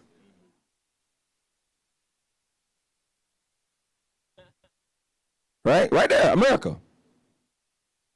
Because when you start reading books, you'll find out that the whites that the first whites to colonize America wasn't the British and all them. It was people from the territory what they call Muscovy and Tartaria. Muscovy means Muscovite, which go back to Russians. Tartaria is a place that covered that area, but when you go back and look at it, you'll see that at one point in time there's a war between the Tartarians and the Russians. Right? Tartaria, y'all see this, right? So America was called Tartarus. Let's go back and read now. He says, "For Lewis spared not the Malachim that sin, for he cast them down into Tartarus, and delivered them into chains into darkness, to be servant to judgment." So remember, all that scripture says that he says, your dead body gonna stay with my dead body. With my dead body gonna rise. 3 days in the grave. Ain't gonna be no sign given to them but the sign of who? Yonah, right? Which, and then he talks about Yoel talks about this whole thing, not Yoel, but Io. He talks about being where? In Tartarus. He said, hide me in the grave until when? The ended nation be go over past this judgment. All this stuff is going to go down in the grave. Yahushua says he goes to the lower parts of the earth. That's what the word Tartarus means. So first of all, you got to understand that means that Yahushua had to appear in America.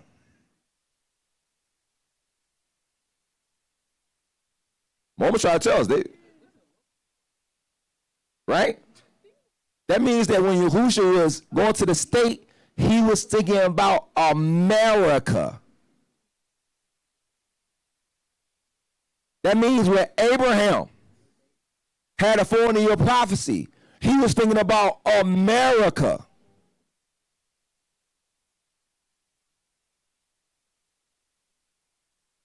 I told you about this thing about Batak and Emunah. Because what happens is that Yahushua appears to a person, and then they go out with a report. Then after that, the bodies start coming together. All right? That's the sign of what? Yonah, 3 days in the grave, and then what? The grave spits you out. You're right. All right, so let's go now. Again, this is the genealogy, because they try to say it's fake. Look, genealogy, this. The genealogy of ancient emperors of Tartarus. These people are the descendants of Tartarus.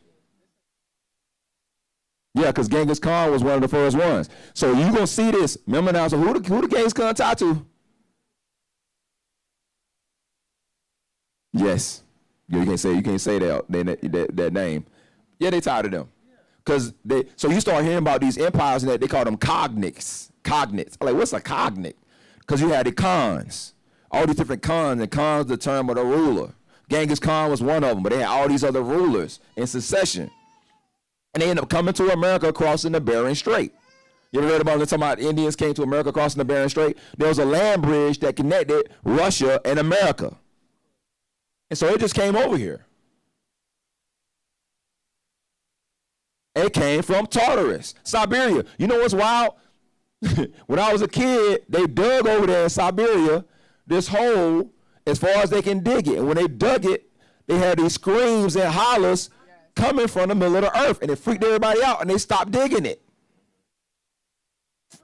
From that same territory.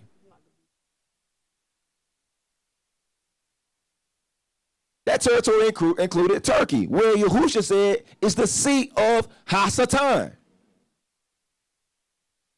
Then they come over here and they name America Tartarus, which is the grave, which is the place that Yahushua said he would go.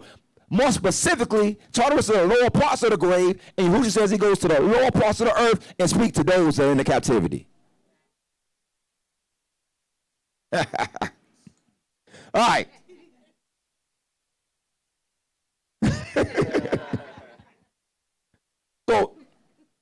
y'all see this whole thing about the Tartars? You can look at this. All right.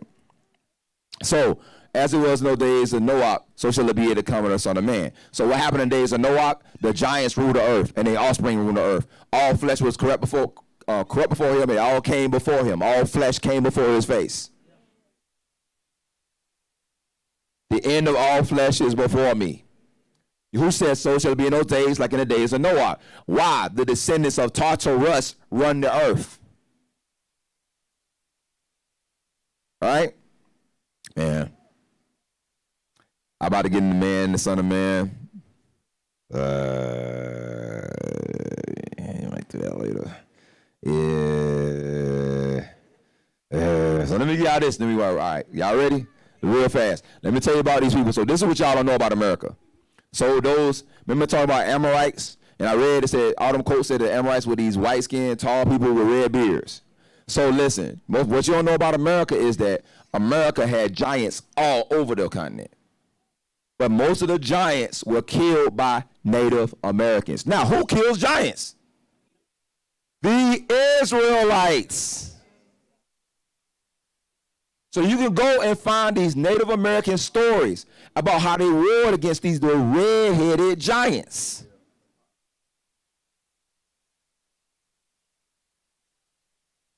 Oh. So, if I'm not mistaken, the giants didn't have 5 fingers.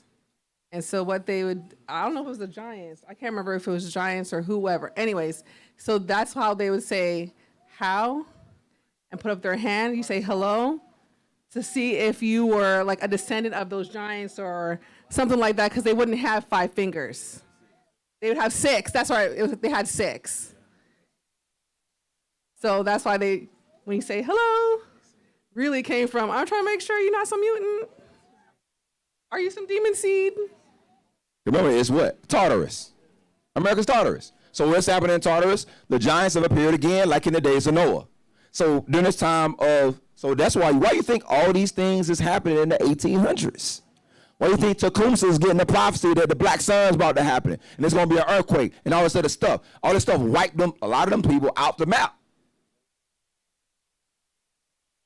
Right, and the Ukraine. The people from Tartarus. The people from Sheol, which brung us into Sheol in chains and tormented us until the day of judgment.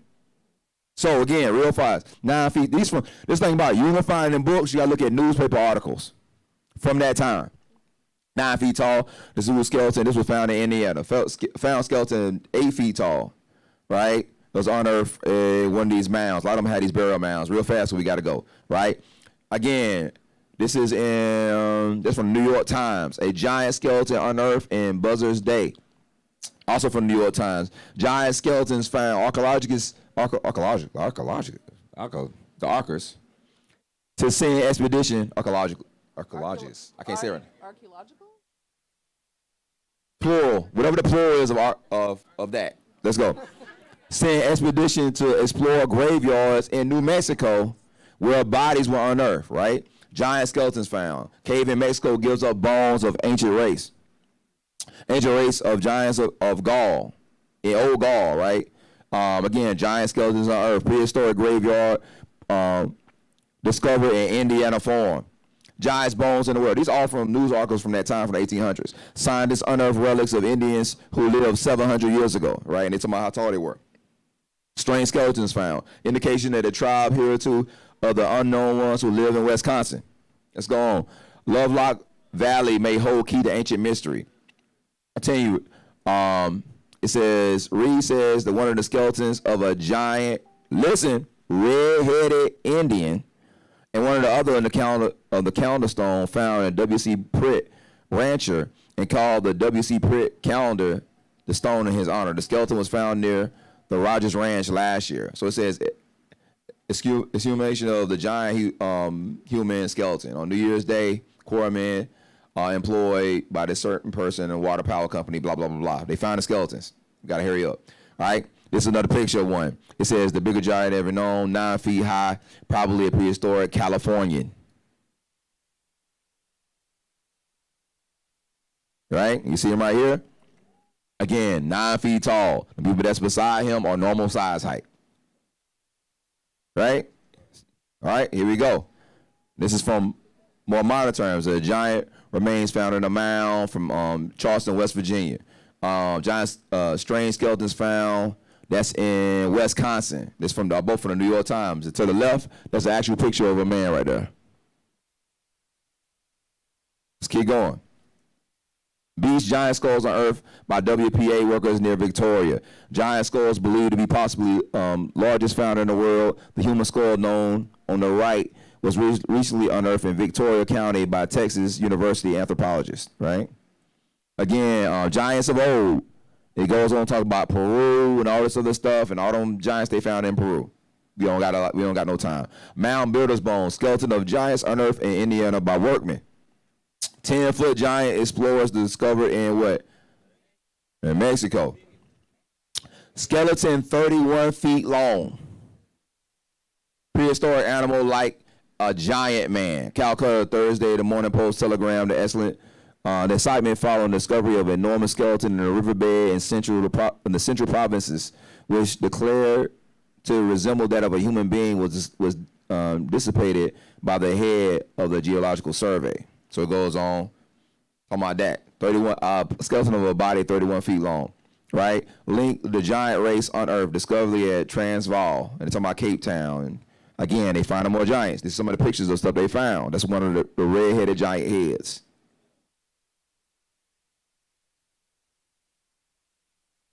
Right? And there's multiple books on it. This book's called The Ancient Giants Who Ruled America. Another one says The Red-Haired Giants by Mary Sutherland. We move him, boom, boom, boom. Or again, another picture of the red-headed giants. Right? They give them some color in this so-called depiction. Right? This is what they might think what their head look like. Right? This is another picture of what they think he might have looked like.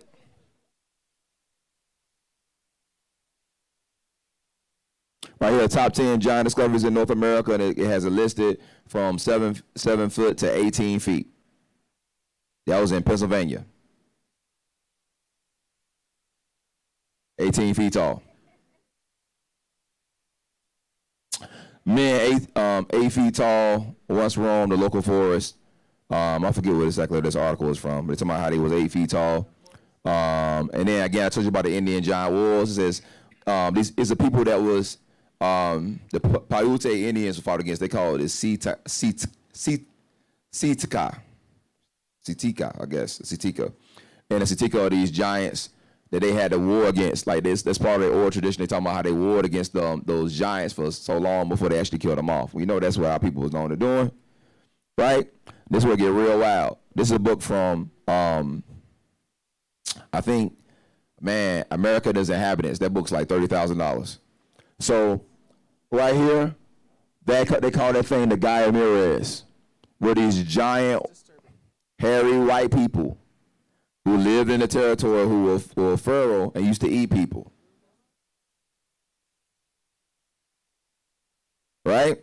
Again, if you read a book, it's one of the most informative books, period. But it says 7 leagues into the country beyond the town of East Los, or whatever it is, lies the names lakes 3 leagues long. Them words are weird, it's Old English. And many broad, above 10 fathoms deep, and full of first Menati, which were very large and well tested. That's not an F, the F is an S. It says, besides the abundance of the crocodiles, and in the windy weather of the water as though it were in the ocean, out of the lake flows a river of the passage narrow, that a boat can scarce pass through the same. Round about this river are the Gaia Mirrors, the most savage people of all America. They are gigantic size, having white skins. I told y'all. Having white skins, carrying exceedingly great bows and arrows, live without houses like beasts, devour man flesh like tigers, never fight in companies or armies, but watch and surprise a single man or beast. They also eat their own children and possessed formerly all the lands from the river. So again, we're not talking about the people that came. These are different people than the people who came over as, what you call this, the Pilgrims. They're not the Pilgrims. It's another people that came to America beforehand in the time that we were already in America, right? It says moreover, the Peruvians themselves give some testimony that in the ancient records, and the few of them landed on the coast, which were, as they say, mighty and cruel giants. You see this right here? Mighty and cruel giants, committing much bloodshed, slaughtering the natives everywhere, and having subdued the whole country. But lately edifices, I don't know, of which built stately edifices, of which remain the ruins of some foundations, every artificial and costly.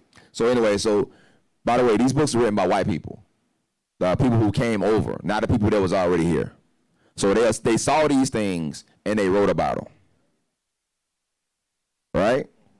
So again, skeletons of 12-foot men found in Mexico, lost race of red-haired giants living in Nevada. When men had horns, or men unearthed skeletons of 2 prehistoric giants who had horns. Unearthed giant with horns that's in Knoxville, Tennessee. So by the way, this is how some of them look in the modern times. See how much bigger that man was? When you talk about people who are 18 feet tall. Right here, that's a close-up of the map.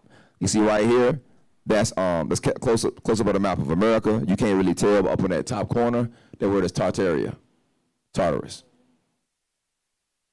That's between the Missouri River. Missouri River is the what? New Madrid fault line.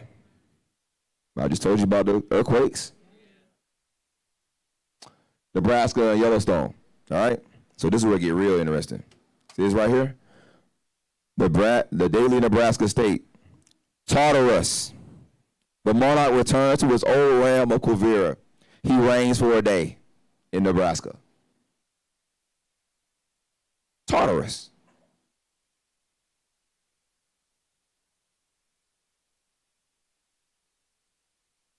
He came back to his territory.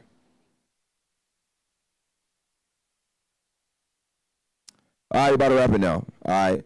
So again, this is one of the maps right here of America. See what it says America over the top, right?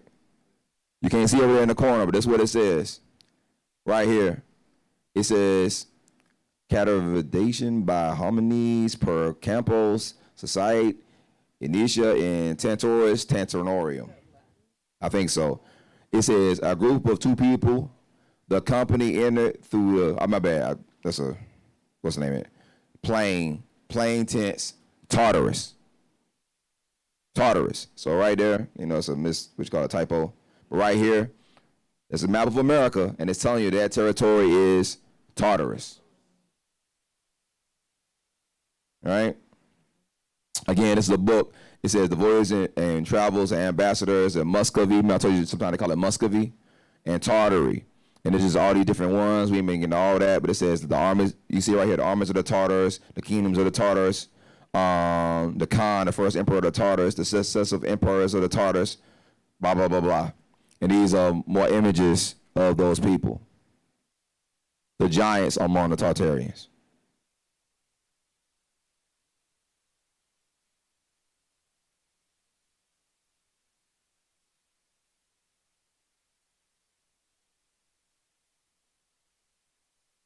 Right? So let's wrap it up. Last scripture.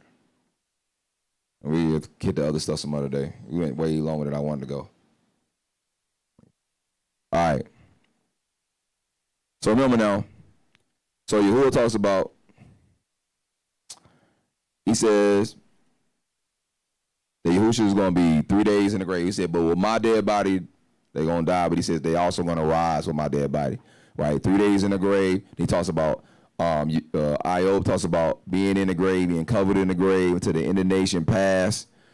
Daud talks about how his flesh won't remain in the grave, right? And they're going to not see corruption. Then it talks about, Yahushua talks about the sign of what? So what's the sign of Yonah?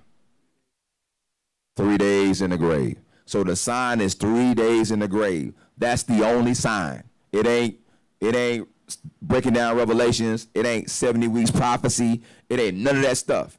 It's the 3 days in the grave. And in the 3 days in the grave, Yahusha appears in the captivity so that the ones that are in the captivity can possess the kingdom. That's, remember it says, Yahusha dies. Then he said to see the what? The Kodashim come out the graves and do what? Walk into the kingdom. But we know that didn't happen during that time period. What is that place called, the parts of earth? It's called what? Tartarus. It just so happened to be the same place that Abraham said where the iniquity of the Amorites, the Amorors, or the Westerners would not be done yet. Also, that place is connected with, it's Mizraim or Egypt. It's the place where we go into bondage, double straights. Why? Because we were the sons of the Lord that sinned against the Most High, and then he cursed us, and he sent us down into bondage until the time of the end, to be subjected to who? Our tormentors. So you see all that? That's why he keeps talking about it. He said, ain't no sign going to be given unto them. Let me look for all these signs, and the only sign is going to be what? The sign of what? The sign of what? Matthew 16, 17 through 20. And Yahushua answered them and said, Blessed art thou, Simon Bar-Jonah, for flesh and blood has not revealed this unto thee, but my Father was in the Shamayim. And I say unto thee that thou art Kepha, and upon this rock I will build my assembly. And the gates shall not prevail against it. Why? And I will give you the keys to the kingdom of the Shamayim. And whatever you bind on the earth should be bound in the Shamayim. And whatever you loose on the earth should be loose in the Shamayim.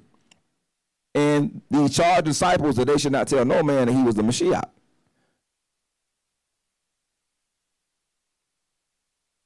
The gates of Sheol, the gates of Sheol, the gates of Tartarus. So he gonna give Kepha the keys. Now Yahushua called those keys the keys of Daud. Daud says he won't see his flesh remain in Sheol. So he said these things. He says, who do people say that I am? He goes this whole list. Man, I think you this. I think you Yirmiyahu. I think you Eliyahu. I think you all these different people. Well, who do you say I am? He said, man, you the Mashiach. Because he understand, like, I understand who you are. And he appeared, where did he appear at? Sheol. He said, blessed art thou, Simon Bar-Jonah. Simon who? Son of Jonah?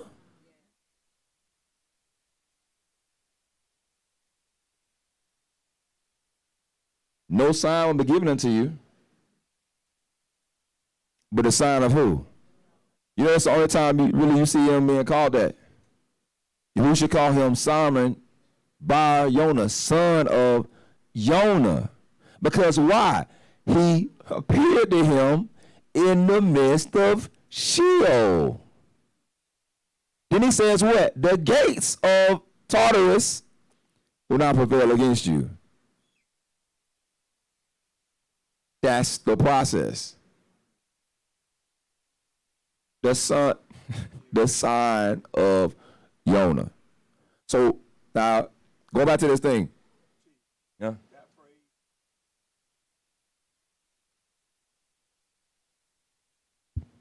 That phrase, Simon Bar-Jonah, is "Hear, son of the dove."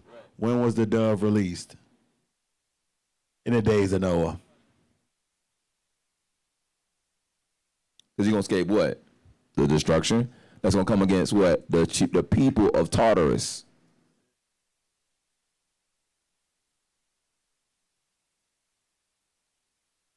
To the Tatars in Ukraine and over there? I mean, yeah. I mean, that's part of it. But, I mean, this is connected with it. So it's going to be just worse over here. Eventually, like, when the judgments roll out, it's going to be worse. But the thing is, though, that's not the thing that you got to get. What you got to get is Yahushua's pattern and what he's doing. What it means is that you have to identify him. You got to first identify that you're in Sheol. Then you have to be able to see him because he appears where? In the lower parts of the earth to preach to the captivities, to give you the keys of what? Hell and death. He says, I'll give you what? Keys to the kingdom. So you can be able to lock up. You can bind somebody in Sheol, or you can loose somebody from Sheol. Based on them what? Believing your report. Why? Because you have identified me in the midst of Sheol. Now they have to do what? Believe your report. Who has believed our report? In whom is the Son of Yahuwah revealed. And also, how can they believe? Let's say hear from a preacher. How can he preach unless he be sent?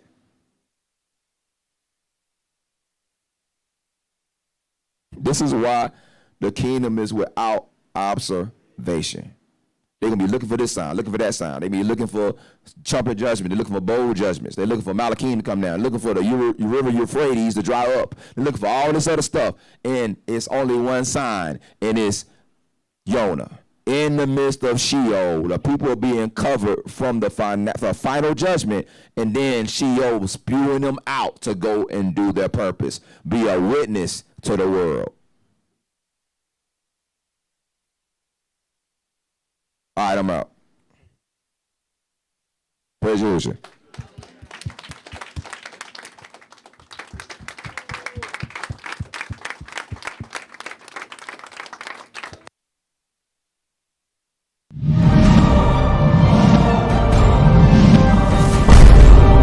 Rebirth of a nation.